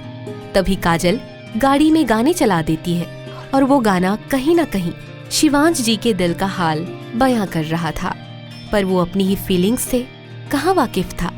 जहाँ गाना सुनकर शिवांश खुश था, आहना उसकी चोर नजरों से असहज हो रही थी। वो आंखें कहती है बैठे तू मेरे रूबरू, तुझको देखूं इबादत करता रहूं। शिवांश गाने के लिरिक्स सुन के मुस्कुरा देता है। वो इसीलिए क्योंकि आज शिवांश की नजरें बार बार आहना पर जा रही होती है। उसका खुद की नजरों पर कोई जोर नहीं था, जिससे हमारी आहना असहज हो जाती है और जब भी आईने में उसकी नजरें मिलती हैं तो एक दूसरे से नजरें चुराने लगते हैं। उन दोनों की नजरों की हेर फेर को हमारी काजू बहुत देर से नोटिस कर रही थी और मन ही मन मुस्कुरा रही थी। वो उनके लिए बहुत खुश थी क्योंकि शिवांश को आहना से बेस्ट लड़की कहीं नहीं मिलने वाली थी। थोड़ी देर में वो आइसक्रीम पार्लर पहुंच जाते हैं। आहना और काजू कार से उतर के आइसक्रीम पार्लर के अंदर चली जाती है और शिवांश गाड़ी पार्क करने चले जाता है। शिवांश अंदर आता है तो उन दोनों से उनका फेवरेट आइसक्रीम फ्लेवर पूछता है। तो आहना और काजू चॉकलेट फ्लेवर की आइसक्रीम लाने को कहती है शिवांश से। शिवांश उनके लिए 2-2 आइसक्रीम लेके आते हैं और खुद के लिए वनीला फ्लेवर। तीनों अपनी अपनी आइसक्रीम खाने लगते हैं। अभी उन्होंने एक आइसक्रीम खाई ही थी कि काजू बोली, भाई बाहर चलकर आइसक्रीम खाते हैं चलते हुए। उसकी बात सुनकर आहना खुश हो जाती है क्योंकि उसको भी बाहर जाकर आइसक्रीम खानी थी, क्योंकि मौसम रोमांटिक जो हो रखा था, मतलब बारिश आने वाली थी, ठंडी ठंडी हवाएं चल रही थी और ठंड में आइसक्रीम खाने का मजा ही कुछ और है। शिवांश उनको बाहर जाने की परमिशन दे देता है तो वो दोनों खुशी खुशी बाहर आ जाती हैं। शिवांश भी उनके पीछे बाहर ही आ जाता है क्योंकि रात हो रही थी। उसको उन दोनों को अकेला छोड़ना ठीक नहीं लगा। तीनों सड़क के किनारे चलते चलते आइसक्रीम खाते हैं। शिवांश जी की नजर बार बार आहना पे जाती है, जो आइसक्रीम खाते वक्त पूरी बच्ची बनी बैठी थी। उसके कारण हमारे शिवांश जी के फेस पे स्माइल बनी हुई थी। आइसक्रीम खाने के बाद वो इधर उधर घूमने लगते हैं और रोमांटिक मौसम का पूरा लुत्फ उठाते हैं। आहना आइसक्रीम खाते खाते थोड़ी आगे आ गई थी। शिवांश और काजल वहीं रुक गए थे। इसका पता आहना को नहीं चला। तभी उसको वहाँ पानी पूरी वाला दिखाई देता है और वो बिना देरी किए पानी पूरी खाने लग जाती है। वहीं काजल और शिवांश गाड़ी के पास जाकर आहना को आवाज लगा रहे थे। आहना को इसकी कोई खबर नहीं थी। शिवांश काजल को गाड़ी में बिठाकर आहना को ढूंढना शुरू कर देता है। हालांकि उसके मन में बहुत घबराहट होने लगी थी। कुछ आगे जाने के बाद उसको आहना पानी पूरी खाती दिखाई देती है। वो वहां जाकर देखता है। तीखा खाने की वजह से उसकी नाक और गाल दोनों लाल हो रखे थे और उसकी नीली आंखों में पानी आ रहा था। पहले आहना को देखकर उसको सुकून मिल जाता है, पर उसको इस हालत में देखकर शिवांश को एक बार फिर गुस्सा आ जाता है और उसका पूरा गुस्सा हमारी आहना पर निकालना शुरू कर देता है। शिवांश आहना को अपनी तरफ खींचकर गुस्से में कहता है, तुम दिमाग से पैदल हो क्या कि कोई छोटी बच्ची हो जो बिना बताए यहाँ आ गई? हम कितना परेशान हो गए थे। आहना बेफिक्र सी कहती है, तो मैंने आपसे कहा था मेरे लिए परेशान हो। पहले कम था जो आज फिर सुनाने आ गए मुझे। आप में कोई इंटरेस्ट नहीं है, ना ही आपकी कोई बात सुननी है मुझे और ना ही माननी है। शिव कहता है, तुम्हें मेरी बात माननी पड़ेगी। आहना भी उसी की लहजे में कहती है, क्यों माननी पड़ेगी? मैं आपका कोई हुक्म नहीं मानने वाली हूँ। उस खुशफहमी में मत रहना। तब आंटी जी के सामने कुछ नहीं कहा था, उनकी बहुत इज्जत करती हूँ। शिव गुस्से में कहता है, मुझे तो पहले से ही पता था तुम शरीफ नहीं हो। दूसरों को खुद के भोले चेहरे के पीछे मरने पे मजबूर करती हो, बट मैं उन जैसा नहीं हूँ। मुझे तुमसे कोई फर्क नहीं पड़ता। आहना भी थोड़े गुस्से में कहती है, हाँ तुम तो हो ही जाहिल और अकड़ू और बददिमाग। पता नहीं हरे भरे खेत में सूखा कैक्टस कहाँ से उगाया। अपनी इतनी तारीफ सुनते ही शिवांश का गोरा मुंह लाल हो गया और उनका हाथ उठ जाता है आहना पर उसको लगने से पहले ही वो अपना हाथ रोक लेता है। शिवांश के इस बर्ताव से आहना की आंखों में आंसू आ जाते हैं। वो अपनी आंखों में आंसू लिए शिवांश को देखती है। आहना की आंखों में आंसू देखकर शिवांश के दिल में टीस मचती है। वो गुस्से से उसका हाथ खींचकर गाड़ी के पास ले जाने लगता है, जिससे उसके हाथ में दर्द होने लगता है। वो अपना हाथ छुड़ाने की पूरी कोशिश करती है, पर छुड़ा नहीं पाती। उसको वो गाड़ी के पास ले जाकर ही छोड़ता है और गुस्से में गाड़ी में बैठने को कहता है। फिर खुद ड्राइविंग सीट पे चला जाता है और फुल स्पीड में गाड़ी दौड़ा देता है और सीधा घर ले जाकर ही रोकता है। शिवांश का ऐसा मूड देखकर काजू भी कुछ नहीं बोलती, क्योंकि उसको अपने भाई का गुस्सा पता है। वो क्या कर दे वो खुद शिवांश को भी पता नहीं होता। घर जाने के बाद काजू और आहना सीधा अपने रूम में चली जाती हैं और डुग्गू जी गाड़ी पार्क करने चले जाता है। आहना अपने रूम में जाती है और अभी जो थोड़ी देर पहले जो हुआ उसको याद करके रोने लग जाती है। उसका मन करता है बार बार जलील होने से अच्छा है वो अपने घर चली जाए, पर वो वहां नहीं जा सकती थी, क्योंकि उसने काजू से प्रॉमिस किया था जब तक उसकी शादी नहीं हो जाती वो यहाँ से नहीं जाएगी। गाड़ी की आने की आहट पाकर राधिका जी सुकून से सो जाती है। जागे भी क्यों ना, उनके बच्चे बाहर हों तो कौन सी माँ चैन से सो सकती है। शिवांश जी का मूड खराब हो रखा था। वो अपना हाथ स्टीयरिंग पर जोर से मारता है और खुद से कहता है, कैसे मैं अपनी लिमिट भूल गया। क्यों मैंने उस पर हाथ उठाया? क्यों उसको ना पाकर मैं डर गया था? क्यों उसके रोने से मुझे फर्क पड़ता है? मैंने तो कभी किसी लड़की को आंख उठाकर देखा नहीं। क्यों उसको मैं अपने सामने बैठा पाकर देखने का मन करता है? क्यों मेरी नजरें आहना से हटती नहीं है? उसको देखने से सुकून क्यों मिलता है? क्यों मेरा दिल इतने जोर से धड़कने लगता है? क्यों उसे करीब रखने का मन करता है? उसको देखते ही उसको छूने का मन करता है। क्यों नहीं रोक पाता खुद को उसको करीब जाने से? शिवांश आगे कहता है, वो तो मेरे स्टैंडर्ड की भी नहीं है। जब उसको अपने सवालों का जवाब नहीं मिलता तो अपने सवालों पर पूर्ण विराम लगा के वो अपने कमरे में चले जाता है और अपने कपड़े चेंज करके सोने की कोशिश करता है। उधर हमारी आहना रोते रोते ही नीचे सो जाती है। शिवांश के इतना टाइट हाथ पकड़ने की वजह से उसके हाथ पे रैशेस उभर आए थे और उसकी कलाई लाल हो चुकी थी। काजू अपने रूम में कपड़े चेंज करके कार्तिक को कॉल करती है। कुछ देर रिंग जाने के बाद फोन पिक हो जाता है। काजल कहती है, हेलो कार्तिक, कैसे हो? कार्तिक उदास होते हुए कहता है, तुम्हारे बिना कैसे हो सकता हूँ जान। काजू थोड़े हल्के गुस्से में कहती है, तुम मुझे याद भी करते हो? मुझे तो कभी पहले कॉल किया नहीं, हर बार तो मैं ही कॉल करती हूँ। कार्तिक काजल को मनाते हुए कहता है, जान अभी मैं हमारे आने वाले कल की प्लानिंग कर रहा हूँ। बहुत जल्द तुम मिसेस काजल कार्तिक राठी बनने वाली हो और अपनी स्वीट सी वाइफ के नखरे उठाने के लिए थोड़ा काम तो करना पड़ेगा ना, और शादी के लिए थोड़ा टाइम भी चाहिए ना जानू। ऑफिस वर्क बहुत ज़्यादा है, थोड़े टाइम के बाद मेरा सारा टाइम आपका होगा बाबू, and I am really miss you so much. Kaju उसकी बातों से इमोशनल हो चुकी थी। वो अपनी आंखों में आंसू लिए बोली, आई मिस यू टू। थोड़ी देर प्यार भरी बात करने के बाद काजू और कार्तिक सो जाते हैं। शिवांश का रूम। शिवांश अपने बेड पर करवटें बदल रहा था, पर उसकी आंखों में नींद नहीं थी। उसको रह रहकर आहना का आंसुओं में डूबा चेहरा याद आ रहा था। जब उससे ये सब बर्दाश्त नहीं होता तो वो उठकर आहना की रूम की तरफ चला आता है। आहना अभी भी नीचे फर्श पर सोई हुई थी। जब वो आहना को इस हाल में नीचे सोते हुए देखता है तो उसके दिल में अजीब सी टीस सी उठती है और शिवांश की आंखें नम हो जाती है। वो फौरन आहना को अपनी बाहों में उठाकर बेड पर सुला देता है, जिससे आहना की नींद खुल जाती है। वो देखती है शिवांश का चेहरा उसके बहुत करीब था। अगर शिवांश थोड़ा भी हिलता तो उन दोनों की नाक आपस में टच हो जाती। शिवांश को इतना करीब पाकर आहना की धड़कन तेज हो जाती है और वो घबराकर आंखें बंद कर लेती है। उसको ऐसा करते देख हमारे शिवांश के होठों पर मुस्कान आ जाती है।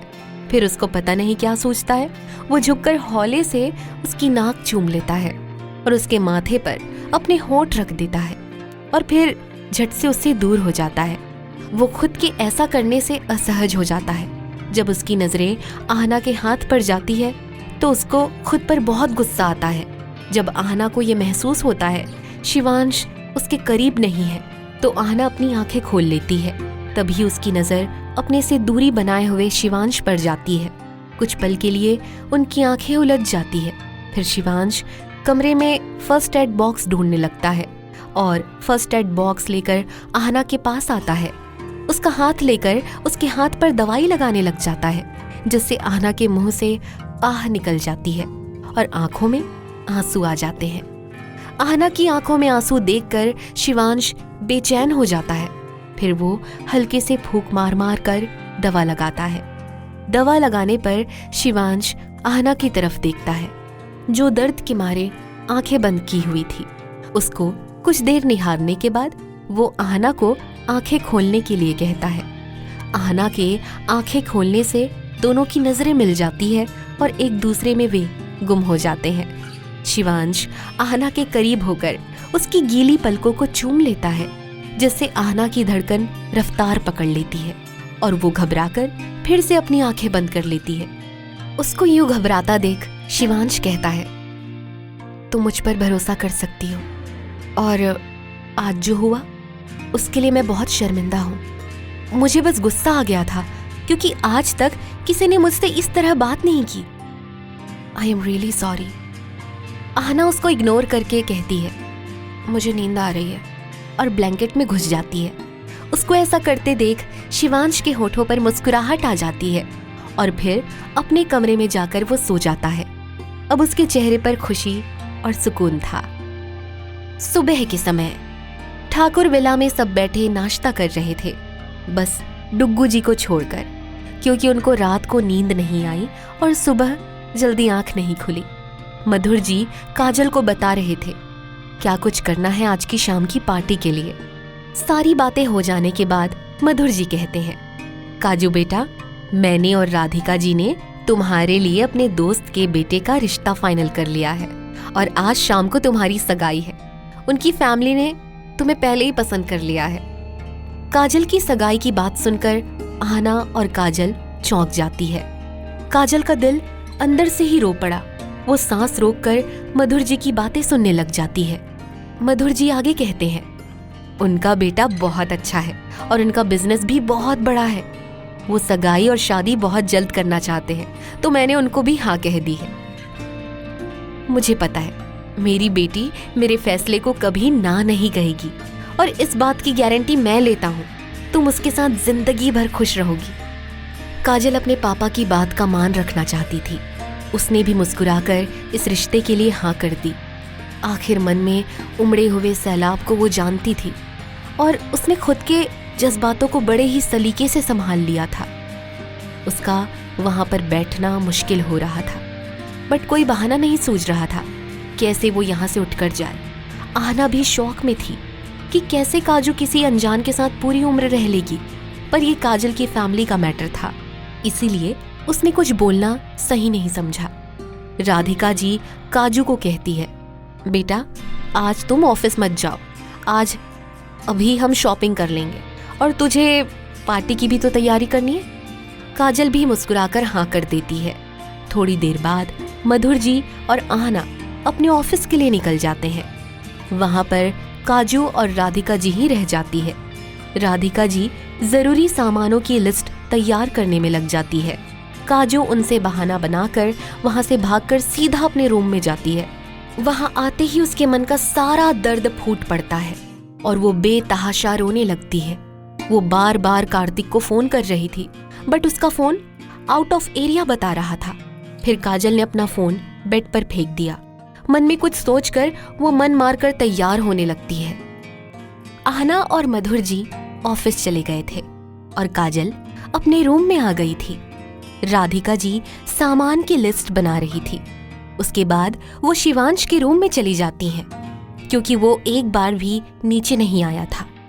राधिका जी वहां जाकर देखती हैं तो शिवांश उस वक्त बेड पे नहीं था। फिर वो बाथरूम चेक करती हैं, वो वहां भी नहीं होता। ये देखकर वो चिंतित हो जाती हैं। वो खुद से ही बोली, कहीं बाहर तो नहीं चले गया, पर मैं तो हॉल में ही थी, वहां से तो नहीं गया। तभी उनको याद आया। वो खुद ही की बेवकूफी पर हंस दी और बोली, उसका मॉर्निंग लव। ये कहते हुए उनके चेहरे पर मुस्कुराहट आ जाती है। वो कमरे से सटे हुए कमरे में जाती है, जिसका दरवाजा शिवांश के रूम से ही जाता था। वो देखती है शिवांश वहां कमरे में जिमिंग कर रहा था। उसने छोटा सा जिम रूम अपने रूम में खोल रखा था। राधिका जी शिवांश को याद दिलाती हैं, आज से उसको ऑफिस भी ज्वाइन करना था। तो शिवांश राधिका जी से बोला, मॉम मेरे ऑफिस का टाइम 11 बजे है और पापा ने मुझे स्ट्रिक्ट इंस्ट्रक्शन दिए हैं, मुझे नेट 11 बजे ऑफिस पहुंचना है, उसके बाद मैं डेली ऑफिस टाइम पर ही जाया करूंगा। राधिका जी कहती है, ठीक है बेटा, जल्दी से तैयार होकर नीचे आ जाओ और नाश्ता कर लो, क्योंकि 9 तो ऑलरेडी बज चुके हैं और यहाँ से रास्ता भी आधे घंटे का है। शिवांश कहता है, ठीक है मम्मा, तब तक आप मेरा नाश्ता लगवा दीजिए, मैं तैयार होकर आया। ये कहकर वो अपने रूम में आ जाता है और नहाने चला जाता है। ठाकुर कंस्ट्रक्शन कंपनी में आज भाग दौड़ हो रही थी, क्योंकि आज से नए बॉस ऑफिस जो ज्वाइन करने वाले थे। आज ऑफिस को थोड़ा सलीके से तैयार किया गया था। शिवांश का नया कैबिन तैयार करके थोड़ा सा सजा दिया गया था, ताकि बॉस पर उनका इम्प्रेशन थोड़ा अच्छा बने। आहना भी भाग भाग कर सारा काम अच्छे से करवा रही थी, क्योंकि वो शिवांश के व्यवहार से परिचित थी। हो भी क्यों ना, उनका सारा गुस्सा आहना पर ही तो निकलता था, और ये सब यहाँ ना हो, इसके लिए वो अपनी तरफ से कोई कमी नहीं छोड़ना चाहती थी। खैर, इन सब में आखिरकार 11 बज ही गए। तभी वहां एक ब्लैक ऑडी कार रुकी। सबकी धड़कन रुक गई। सब शिवांश को देखने के लिए बेताब थे। शिवांश ठीक 11 बजे ऑफिस में पहुंचा था, क्योंकि वो टाइम के पाबंद जो थे। वहां खड़े गार्ड ने गाड़ी का गेट खोला। शिवांश बड़े ही किलर एटीट्यूड के साथ बाहर निकला। शिवांश ने ब्लैक कलर का 3 पीस सूट और ब्लैक शूज डाल रखे थे। बालों को जेल लगाकर अच्छे से सेट कर रखा था और आंखों पर ब्लैक गॉगल्स। आज वो बड़ा ही डैशिंग लग रहा था और ऑफिस के कपड़ों में था। शिवांश को देखकर ऑफिस की सारी लड़कियां आहें भरने लगी थी, क्योंकि उन्होंने शिवांश को सिर्फ पिक्चर्स में ही देखा था। उसके हॉटनेस के चर्चे पूरे ऑफिस में होते थे। उन्हें लगा शिवांश उन पर नजर डालेगा, पर शिवांश उन सबको इग्नोर करके अंदर चला गया। कार्तिक उसके साथ ही था, जो शिवांश को अपने साथ सीधा मीटिंग रूम में ले गया, जहां पर मधुर जी आहना के साथ उनका वेट कर रहे थे। वहां जाते ही शिवांश की नजरें आहना पर चली गई। आज आहना ने white kurti with black palazzo with black दुपट्टा डाल रखा था। माथे पर छोटी सी काली बिंदी, होठों पर सिर्फ लिप ग्लॉस और अपने लंबे बालों की चोटी बनाकर आगे कर रखी थी। पैरों में बनारसी जूती और उनकी वो नीली आंखें जो काजल से सनी हुई थी। मेकअप ना के बराबर कर रखा था, पर शिवांश के ऐसे देखने पर उनके गोरे गालों पर लाली छा जाती है। नीचे गर्दन करके वो मुस्कुराने लगती है। आहना की इस अदा पर एरोगेंट शिवांश जी के चेहरे पर मुस्कुराहट आ जाती है। खैर, इन सब के बाद डुग्गू जी मधुर जी के पास आते हैं और उनके पैरों को छूते हैं। मधुर जी उसको गले लगा लेते हैं। फिर डुग्गू जी सारे एम्प्लॉय आने के बाद रौबदार आवाज में अपना इंट्रोडक्शन देना शुरू करते हैं। मधुर जी सामने रखी चेयर पर बैठ जाते हैं। आहना उनके पास ही खड़ी हो जाती है। शिवांश उनको अपने काम करने के तरीकों को बताते हैं, क्योंकि उनको अपने काम के साथ कोई भी लापरवाही पसंद नहीं थी और अपने टाइम के पाबंद थे। यही रूल उन्होंने बताया, अगर कोई भी टाइम पर नहीं आता उसकी सैलरी कट कर ली जाएगी और हमेशा के लिए छुट्टी दे दी जाएगी। अगर कोई भी कंपनी के साथ फ्रॉड करने की कोशिश में पाया गया तो फिर वो अपने तरीके से उसको सजा देगा और फिर वो कहीं मुंह दिखाने लायक जिंदा भी नहीं रहेगा। उसके ऐसे रूल्स सुनने के बाद एम्प्लॉइज में खुसुर फुसुर शुरू हो जाती है, और हो भी क्यों ना, मिस्टर एरोगेंट यहाँ भी अपना रॉब चालू रखते हैं। सबसे इंट्रोडक्शन होने के बाद शिवांश मधुर जी के साथ अपने कैबिन में चला जाता है। वहां पर जाकर वो मधुर जी से कहता है, पापा, पहले मेरे लिए एक पर्सनल असिस्टेंट को ढूंढ लीजिए, जिससे मीटिंग की सारी डिटेल्स उसके पास होगी और काम करने में आसानी होगी और मेरा समय भी बच जाएगा। तो फिर मधुर जी कहते हैं, ठीक है, मैं आज ही कार्तिक से कह दूंगा। वो आज ही ये न्यूज डाल देगा कि ठाकुर कंस्ट्रक्शन कंपनी में पीए की पोस्ट खाली है और 2 दिन बाद 11 बजे इंटरव्यू होगा। शिवांश को भी उनका आइडिया अच्छा लगा। वो काम का सारा मुआयना लेने के बाद शिवांश जी मधुर जी से कपूर कंस्ट्रक्शन के मीटिंग वाली फाइल के बारे में पूछते हैं, जो कि अब तक की उनकी सबसे बड़ी डील थी, जो पेंडिंग पड़ी हुई थी। मधुर जी कहते हैं, उसकी सारी डिटेल्स आहना के पास है, मैं अभी उसको तुम्हारे कैबिन में भेजता हूँ। ये कहकर मधुर जी वहां से चले जाते हैं और आहना को उसके कैबिन में भेजकर अपने घर की तरफ चले जाते हैं, क्योंकि आज से उनका ऑफिस टाइम भी खत्म हो रहा था। वो कभी कभार ही अब ऑफिस आया करेंगे, वरना पूरा टाइम घर पर ही अपने मनपसंद काम करेंगे। आज शिवांश के लिए सरप्राइज पार्टी थी, तो वो भी घर जा रहे थे। आहना शिवांश के कैबिन में आकर उसको सारी प्रेजेंटेशन और कपूर के साथ मीटिंग की सारी डिटेल्स शिवांश को बताती है। शिवांश उसके हार्ड डेकोरेशन वर्क स्किल से इम्प्रेस हो जाता है और सारी डिटेल्स लेने के बाद उसको अपने काम के लिए भेजकर खुद काम करने में लग जाता है। कुछ देर बाद वो आहना को अपने लिए ब्लैक कॉफी बनाने को कहता है, तो आहना बड़बड़ करती हुई उसके लिए कॉफी लेने जाती है। समझता क्या है खुद को, मैं क्या उसकी नौकर हूँ जो उसके लिए कॉफी लेकर जाऊं? मैं यहाँ की मैनेजर हूँ और मेरी कोई वैल्यू ही नहीं है। खड़ूस ठाकुर अपने सारे ऑर्डर मुझ पर ही झाड़ रहा है, खड़ूस कहीं का। और बड़बड़ाती हुई शिवांश के कैबिन तक पहुंच जाती है। फिर खुद को रिलैक्स करते हुए वो डोर नॉक करती है। शिवांश कैबिन में बैठे उसकी हरकतों को नोटिस कर रहा था और उसकी हरकत देख हंस रहा था। उसको खुद ये मालूम नहीं था कि वो आहना को इतना नोटिस क्यों करता है। तभी उसे दोबारा गेट नॉक करने की आवाज आती है, तो वो एकदम से होश में आता है और वो खुद के सवालों को झटक कर कम इन बोलता है। वो अपने टेबल पर रखी एक फाइल उठा लेता है और कहता है, मुझे अपना काम करना चाहिए, ना कि आहना को नोटिस। फिर फाइल को पढ़ने का नाटक करने लग जाता है आहना अंदर आती है और वो कॉफी टेबल पे रख देती है। फिर वो शिवांश को कॉफी के लिए बोलती है। आहना कहती है, सर आपकी कॉफी। शिवांश उसको बिना देखे कहता है, थैंक यू। आहना फिर कहती है, माय प्लेजर सर। ये बोलकर वो जाने लगती है। उसको जाते देख शिवांश कहता है, रुको मिस राठौर। उसकी आवाज से आहना रुक जाती है। शिवांश बोला, तुमने मुझे अब तक कल वाली बात का जवाब नहीं दिया। आहना समझ जाती है कि वो किस बारे में बात कर रहा है। आहना फिर भी नाटक करते हुए नासमझी में कहती है, आप कौन सी बात का जवाब मांग रहे हैं सर? शिवांश उसको देखते हुए कहता है, तो आपको पक्का नहीं पता कि कौन सी बात का जवाब? शिवांश उठ जाता है और उसकी तरफ कदम बढ़ाता है। शिवांश के बढ़ते कदम के साथ आहना के कदम खुद ब खुद पीछे होने लगते हैं। उसकी धड़कनें शोर करने लगती हैं। शिवांश उसकी आंखों में देखकर कहता है, तुम पीछे क्यों जा रही हो? आहना थोड़े गुस्से से कहती है, क्योंकि आप आगे आ रहे हैं सर। अब आहना पीछे नहीं हो पाती क्योंकि दीवार आ जाती है। वो बिल्कुल दीवार से चिपक कर खड़ी हो जाती है। शिवांश बिल्कुल उसके सामने खड़ा हो जाता है। उसको अपने करीब देखकर आहना की जान सूखने लगती है। वो साइड से जाने लगती है, तभी शिवांश अपना हाथ दीवार पर रख देता है। ये देखकर आहना की आंखें बड़ी हो जाती है और दिल धक से रह जाता है। फिर आहना दूसरी साइड से जाने लगती है तो शिवांश अपना दूसरा हाथ भी दीवार पर रख देता है और बिल्कुल उसके सामने आ जाता है। आहना उसकी सांसें अपने चेहरे पर महसूस कर रही थी।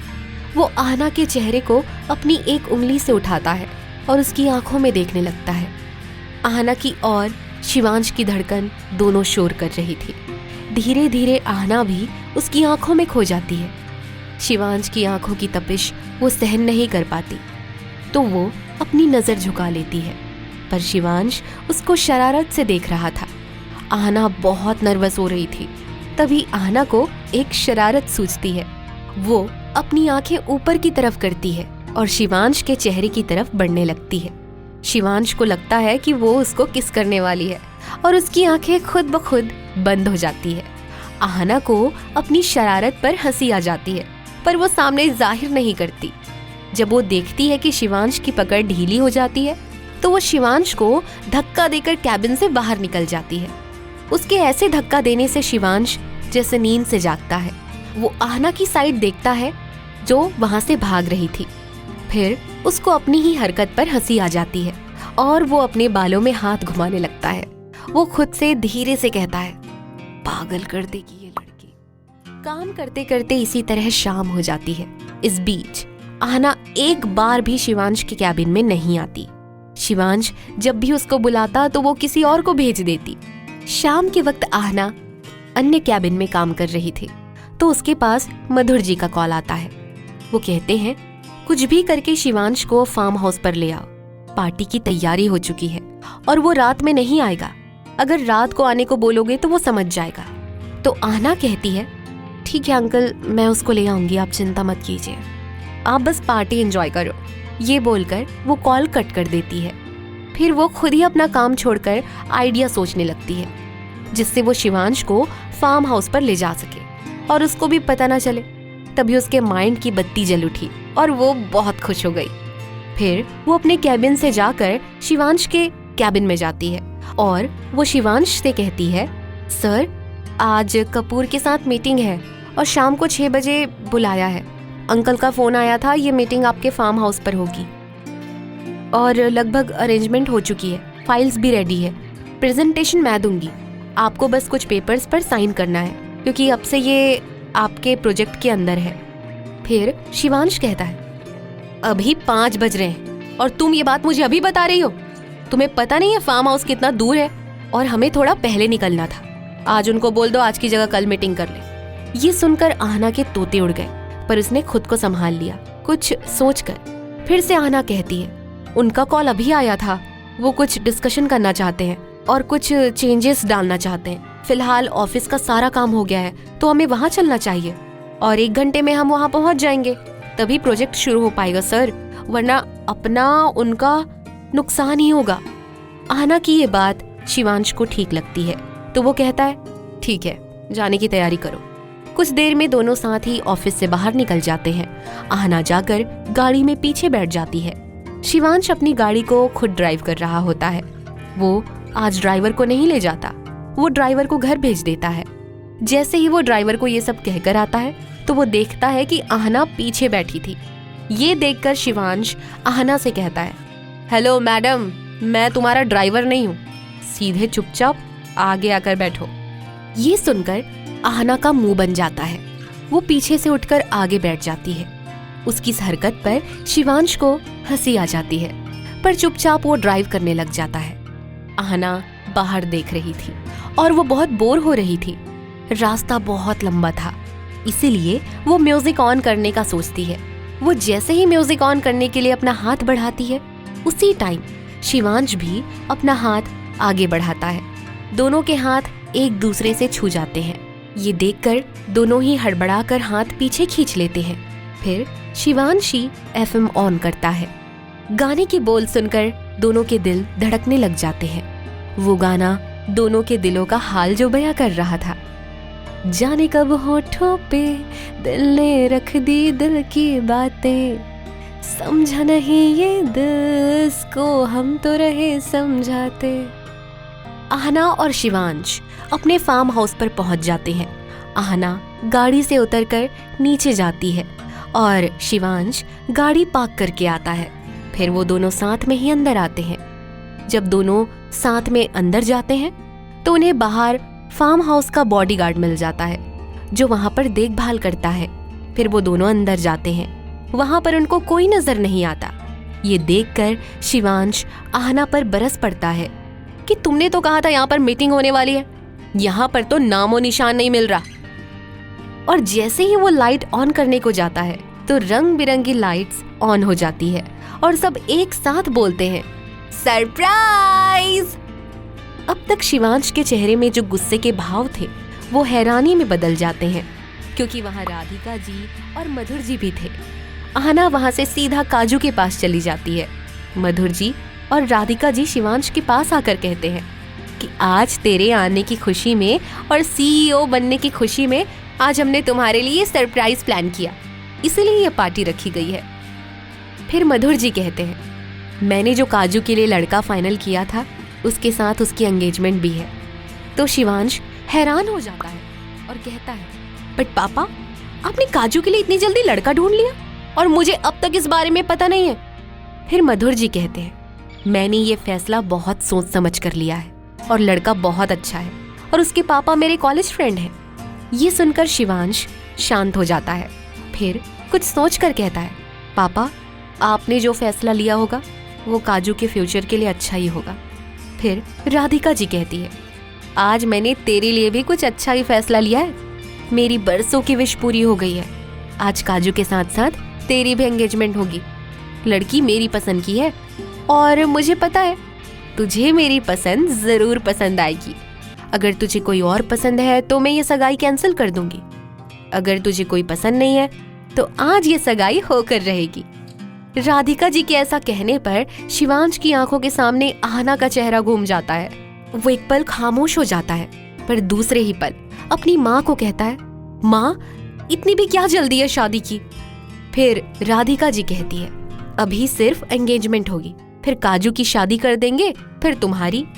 आखिरकार डुग्गू जी को अपनी माँ की बात माननी ही पड़ती है। फिर राधिका जी डुग्गू जी से कहती है, जा अपने कमरे में कपड़े बदल ले। फिर शिवांश सीधा अपने कमरे में जाता है। दूसरी तरफ काजू आहना को अपने रूम में ले जाती है और उसको चेंज करने को कहती है। पहले आहना मना करती है, बट काजू के ज्यादा जोर देने की वजह से उसको मानना ही पड़ता है। नीचे सब मेहमान आ गए थे। राधिका जी और मधुर जी उनका स्वागत कर रहे होते हैं, पर मधुर जी जिनका इंतजार कर रहे होते हैं वो अभी तक आए नहीं होते। आखिरकार उनका इंतजार सफल होता है। वो आ जाते हैं। इनके बारे में आगे पता चलेगा कि ये कौन है जिनका वेट कर रहे थे मधुर जी। थोड़ी देर बाद लगभग सारे मेहमान आ चुके होते हैं। पार्टी जोरों शोरों पे होती है। फिर शिवांश नीचे आता है। उन्होंने ब्लैक कलर का कुर्ता पाजामा पहन रखा था। ब्लैक शूज, बालों को जेल से सेट करके रखा होता है। एक हाथ में ब्रांडेड वॉच, दूसरे में सोने का कड़ा। कुल मिला के लड़कियों की जान लग रहा था पार्टी में। सभी लड़कियों की नजर डुग्गू जी पे होती है।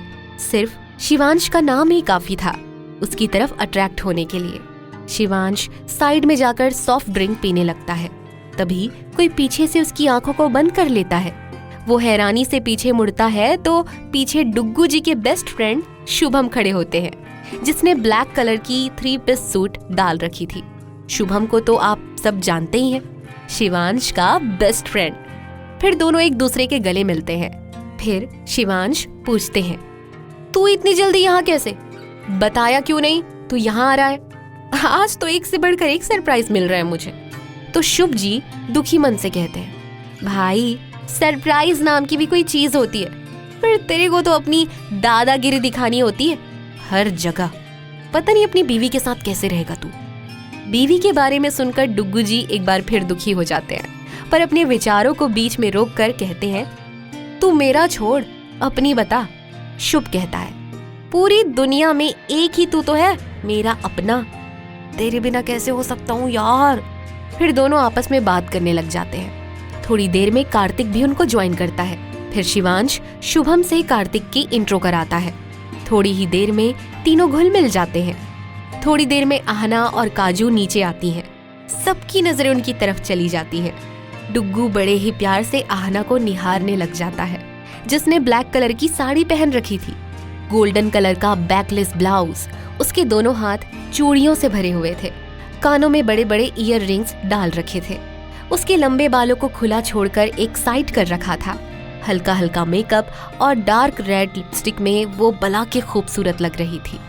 शिवांश की सांसें मानो रुक सी गई थी उसका ये रूप देखकर। उसकी ये हरकत शुभम जी भी नोटिस कर रहे थे और हौले से मुस्कुराने लगते हैं, क्योंकि वो अपने शिवांश को कुछ बदला सा देख रहे थे। यही हाल अपने कार्तिक जी का भी था। काजू ने पिंक कलर का गाउन पहन रखा था, अपने बालों का बन बना रखा था, हल्का हल्का मेकअप और पिंक लिपस्टिक, बड़े बड़े ईयर रिंग्स उसको और ज्यादा खूबसूरत बना रहे थे। खैर, थोड़ी ही देर में मधुर जी अनाउंसमेंट करते हैं, आज की ये पार्टी मैंने अपने बेटे के लौटने की खुशी में और CEO बनने की खुशी में दी है, और इसमें एक सरप्राइज अपनी बेटी के लिए भी है और एक मेरे बेटे के लिए। पहले मैं अपनी बेटी का सरप्राइज बता देता हूँ। मैं अपनी बेटी की एंगेजमेंट अपने दोस्त के बेटे के साथ कर रहा हूँ। थोड़ी देर में एंगेजमेंट शुरू होती है, तब तक आप पार्टी एंजॉय कीजिए। Thank you. बेटे का सरप्राइज आपको बाद में पता चलेगा। फिर वो स्टेज से उतरकर अपने आए हुए गेस्ट को देखने लगते हैं। काजू की एंगेजमेंट का नाम सुनते ही कार्तिक की आंखें नम हो जाती है। फिर वो काजू की तरफ देखता है, जो उनके देखते ही नजरें फेर लेती है। फिर कार्तिक समझ जाता है कि ये सब उसके फोन कॉल्स ना उठाने का परिणाम है। खैर, प्यार में रूठना मनाना तो चलता ही है। वो कहते हैं ना, लड़ाई से ही प्यार बढ़ता है। फिर थोड़ी ही देर में बिना वक्त गवाए शुभम काजू से डांस के लिए पूछते हैं, जिसे वो हाँ कह देती है और वो डांस करने चले जाते हैं।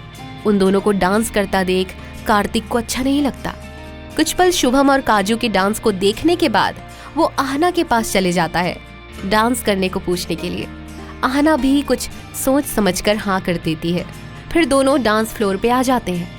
आहना को कार्तिक के साथ डांस करता देख डुग्गू जी को अच्छा नहीं लगता, पर वो अपनी बेचैनी को समझ नहीं पा रहा होता है, तो वो कॉर्नर में जाकर सॉफ्ट ड्रिंक पीने लगता है। तभी उसके पास एक लड़की उसे डांस के लिए पूछती है, बट वो पहले मना कर देता है, बट दूसरे ही पल हाँ कर देता है। फिर वो दोनों डांस फ्लोर पे आ जाते हैं। उन दोनों को डांस करता देख हमारी आहना को अच्छा नहीं लगता, और जैसे ही वो डांस फ्लोर के नीचे जाने लगती है, तभी वहां पे एक डांस गेम की अनाउंसमेंट होती है, जिससे एक बार सबके पार्टनर चेंज होते हैं और जो लास्ट तक टिका रहेगा वो विनर होगा, जिसने मन मारकर आहना को कार्तिक के साथ डांस करना पड़ता है। अल्लाह मुझे दर्द के काबिल बना दिया, तूफान को ही कश्ती का साहिल बना दिया, बेचैनियाँ समेट के सारे जहां की, जब कुछ न बन सका तो मेरा दिल बना दिया ओ साथी। शिवांश और आहना भले ही डांस एक दूसरे के साथ नहीं कर रहे हो, पर दोनों का ध्यान एक दूसरे पर ही था। और यही कुछ हाल काजू और कार्तिक का भी था।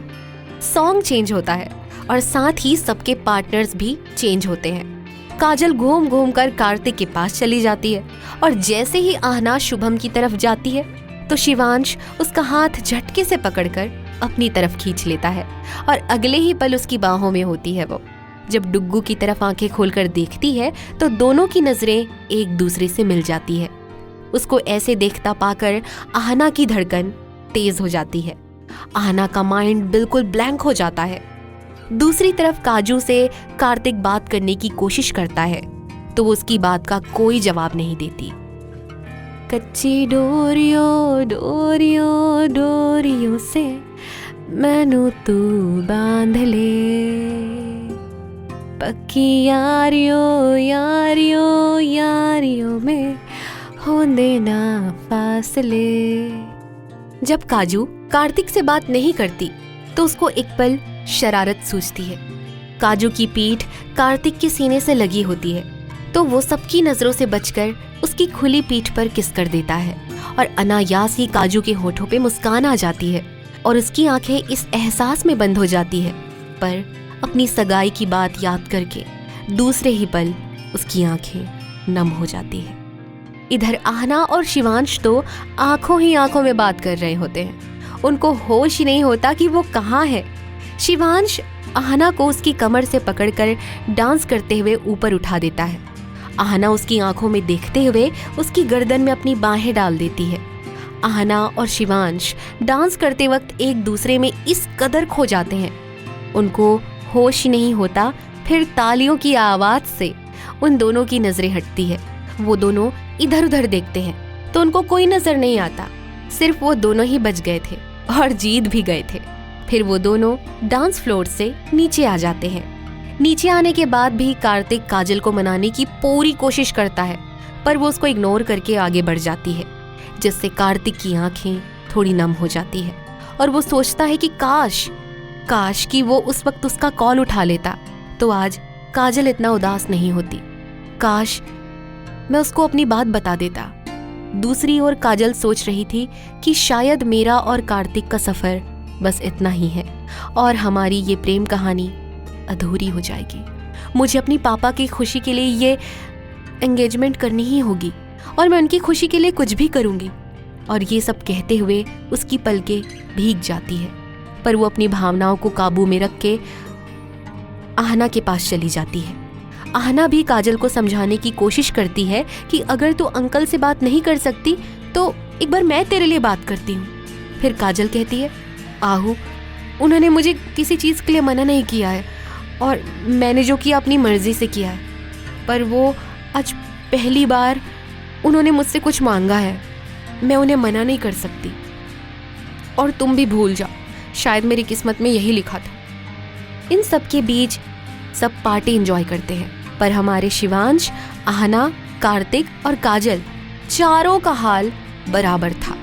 कार्तिक काजल से बात ना करके दुखी था, काजू अपनी एंगेजमेंट को लेकर दुखी थी, आहना शिवांश की एंगेजमेंट को लेकर दुखी थी और उसे खुद समझ नहीं आ रहा था कि वो शिवांश की एंगेजमेंट को लेकर क्यों दुखी है, क्यों उसकी तरफ बार बार वो खींची चली जाती है, जबकि वो तो उससे अच्छे से बात भी नहीं करता, पर वो मन ही मन उसको पसंद करने लगी थी। और हमारे डुग्गू जी भी यही सोच रहे थे कि उसकी एंगेजमेंट किससे होगी, क्या वो उसको कभी समझ पाएगी, क्या उसके गुस्से को झेल पाएगी, वो आहना के करीब क्यों रहना चाहता है, क्यों बार बार उसकी तरफ खींचा चला जाता है।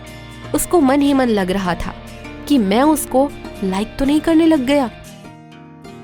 अगर ऐसा है तो क्या मुझे आहना पसंद करेगी?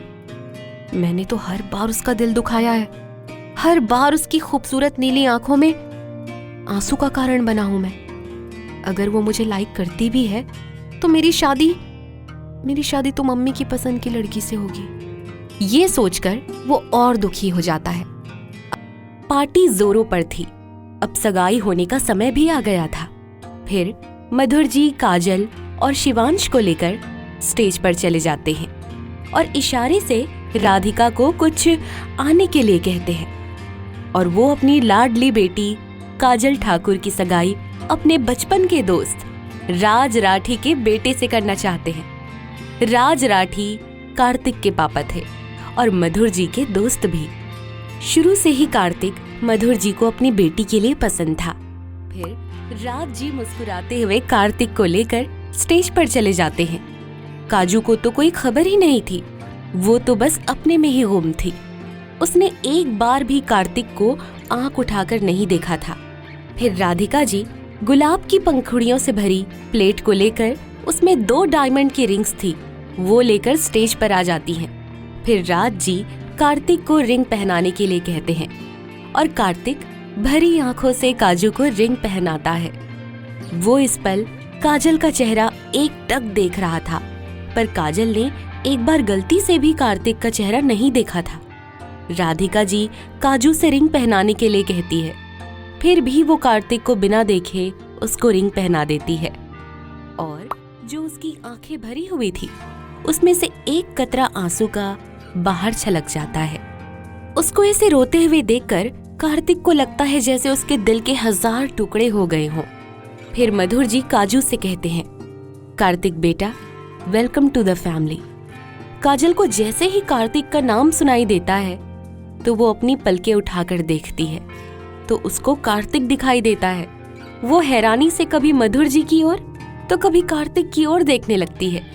उसको हैरान देखकर कार्तिक धीरे से उसके कान के पास जाकर कहता है, बाबू एक बार तो देख लो, मैं कब से आपको बताने की कोशिश कर रहा था बट आप मेरी सुन ही नहीं रहे थे। फिर काजू कार्तिक की तरफ देखती है तो हैरानी से सोचती है, क्या मेरी सगाई कार्तिक से हुई है?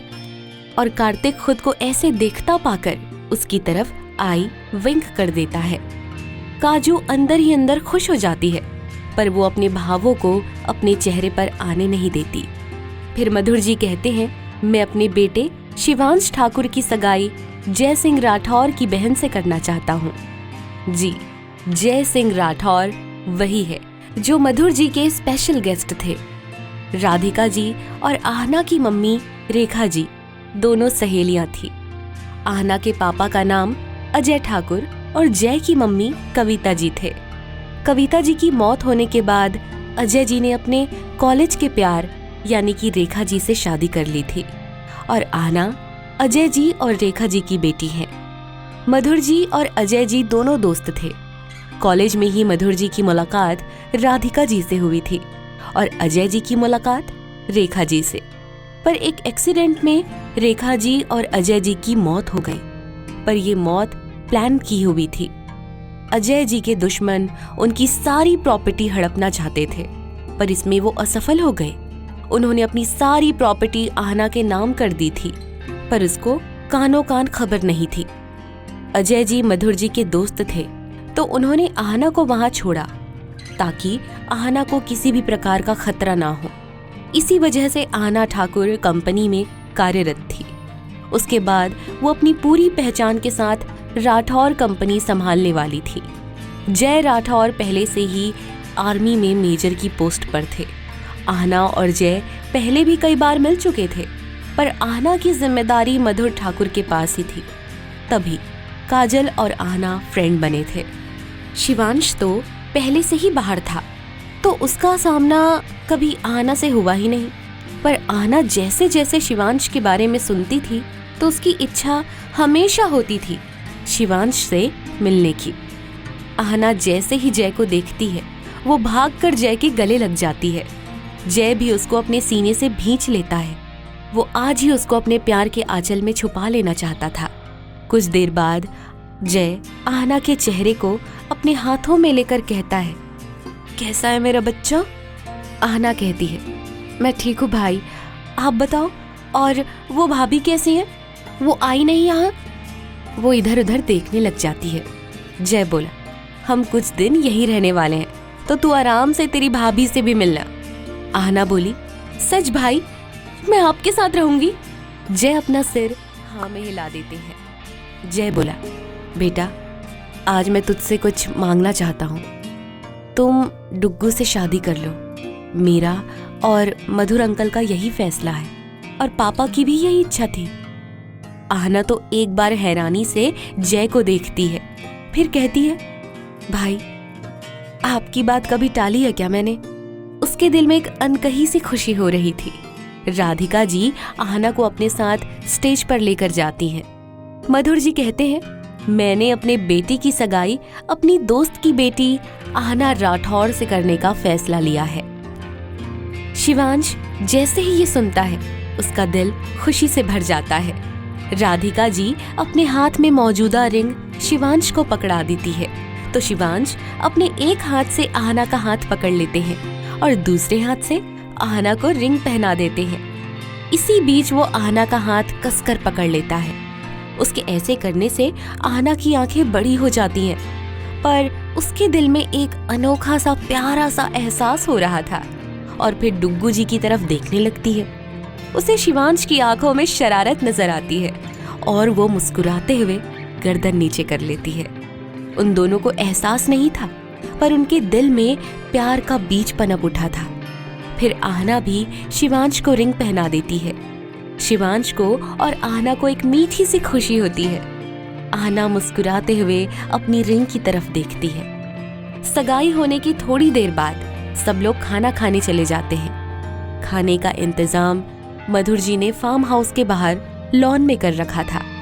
सारा खाना बड़े ही सुंदरता से मेज पर रखा हुआ था। जिसका मन न करे खाने का, उसकी सुंदरता को देखकर उसको भूख भी लग जाए, ऐसी व्यवस्था थी। सब लोग खाने की टेबल पर होते हैं। मधुर जी आहना के भाई जय सिंह राठौर और कार्तिक के पापा से बात कर रहे होते हैं। वहीं राधिका जी और आहना दोनों साथ में बैठे होते हैं। काजल और कार्तिक दोनों एक साथ बैठे होते हैं, लेकिन काजल कार्तिक की किसी भी बात का जवाब नहीं देती। वो उसको मनाने की भरपूर कोशिश करता है। उसके सवालों से तंग आकर काजल खाना बीच में छोड़कर अंदर चली जाती है। काजल के इस बर्ताव से कार्तिक बहुत दुखी हो जाता है और मन ही मन सोचने लगता है कि काजल को वो कैसे मनाए। फिर वो खाना छोड़कर उसके पीछे चले जाता है, परंतु काजल उसको कहीं नजर नहीं आती। फिर वो कुछ सोचकर ऊपर चला जाता है। फिर वो काजल के रूम की तरफ बढ़ने लगता है।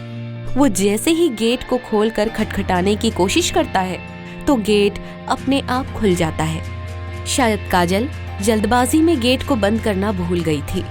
वो वहां जाकर देखता है कि काजल बेड पर तकिए के अंदर मुंह करके रो रही है। उसकी इस हालत से कार्तिक मन ही मन दुखी हो जाता है और सोचने लगता है कि शायद अगर मैं उसको बता देता कि मैंने पापा से बात कर ली है और मैंने ही उसको सरप्राइज देने का प्लान किया था, अगर मैं उसको सब कुछ बता देता तो शायद आज काजल मुझसे नाराज नहीं होती और उसकी हालत ये नहीं होती। उसकी आंखें भी नम हो जाती हैं। वो अंदर जाकर काजल के बालों में हाथ फेरने लगता है। काजल उसके स्पर्श को पहचान जाती है और उसको एक पल देखती है और फिर वापस दूसरी तरफ मुंह करके लेट जाती है। उसके ऐसे बर्ताव से कार्तिक कहता है, बाबू मैं तो बस आपको सरप्राइज देना चाहता था कि शायद आप इस सरप्राइज से खुश हो जाओ, और तभी मैंने आपका कॉल पिक नहीं किया।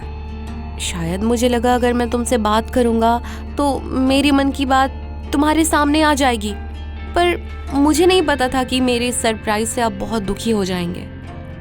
आज के बाद मैं आपको कोई सरप्राइज देने के बारे में नहीं सोचूंगा। प्लीज मुझे एक बार माफ कर दो, प्लीज। उसके ऐसे कहते कहते उसकी आवाज भारी होने लगती है। तब भी काजल उससे कुछ नहीं कहती तो कार्तिक उससे दोबारा कहता है, अगर तुम मुझसे बात नहीं करना चाहती तो मैं आज के बाद तुमसे कोई बात नहीं करूंगा। जिससे तुम्हें हर्ट हो, मुझे बस आखिरी बार माफ कर दो।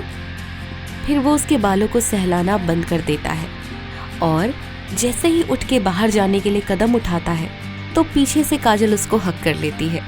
उसके ऐसा करने से कार्तिक के चेहरे पर हल्की सी मुस्कुराहट आ जाती है और वो भी पीछे मुड़ के उसको अपनी बाहों में कस लेता है और काजल उसके ऐसा करने से वो और जोर से रोने लग जाती है।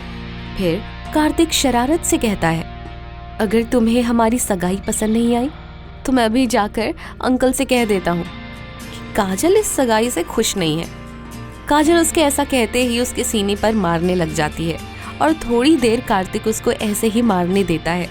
जब वो बंद नहीं करती तो उसके दोनों हाथों को पकड़ लेता है और उसके माथे पर किस कर देता है। कार्तिक की इस हरकत से काजल को बहुत सुकून मिलता है। फिर वो कार्तिक को कहती है, तुम्हें पता भी है मेरी क्या हालत थी जब पापा ने मुझसे आज सुबह कहा कि मेरी सगाई किसी और से होने वाली है। मैं उनको मना करने वाली थी, पर उनके चेहरे पे जो मुस्कुराहट थी, उस मुस्कुराहट को देखकर मैं मना नहीं कर पाई।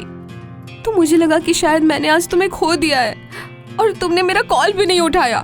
तो मुझे पता है कितना गुस्सा आया था कि सही है, मेरी सगाई हो ही जाती किसी से तो कम से कम तुम्हारे ये नखरे तो नहीं उठाने पड़ते मुझे। फिर कार्तिक कहता है, मैडम जी अब तो ये नखरे आपको ही उठाने पड़ेंगे क्योंकि अब मैं जैसा हूँ तुम्हारा ही हूँ। ये बोलकर वो काजल को अपनी बाहों में कस लेता है। जैसे ही काजल उससे दूर होने लगती है तो कार्तिक उसको पीछे से अपनी बाहों में भर लेता है और उसके खुले गले पर हल्के से किस कर देता है। कार्तिक की इस हरकत से काजल के शरीर में झंझनाहट सी पैदा हो जाती है और उसकी आंखें अपने आप बंद हो जाती हैं। कार्तिक हल्के हल्के से उसकी गर्दन को चूमने लग जाता है और उसके होंठ गर्दन से कमर पर चले जाते हैं। काजल पीछे मुड़कर उसके सीने से लग जाती है। फिर कार्तिक उसको गोद में उठाकर बेड पर ले जाता है और बेड के बीचों बीच लेटा देता है और वो अपने जूते उतार कर काजल को बाहों में भर लेता है और फिर कार्तिक अपने होंठ काजल के होठों पर रख देता है। कार्तिक के एहसास को पाकर काजल की आंखें इस अनोखे एहसास में बंद हो जाती है, पर उनको अपनी हदें मालूम थी। कहानी का अगला भाग सुनने के लिए मेरे चैनल को सब्सक्राइब कर बेल को प्रेस करें। कहानी अच्छी लगी हो तो लाइक कर हमें कमेंट करना नहीं भूलें। धन्यवाद।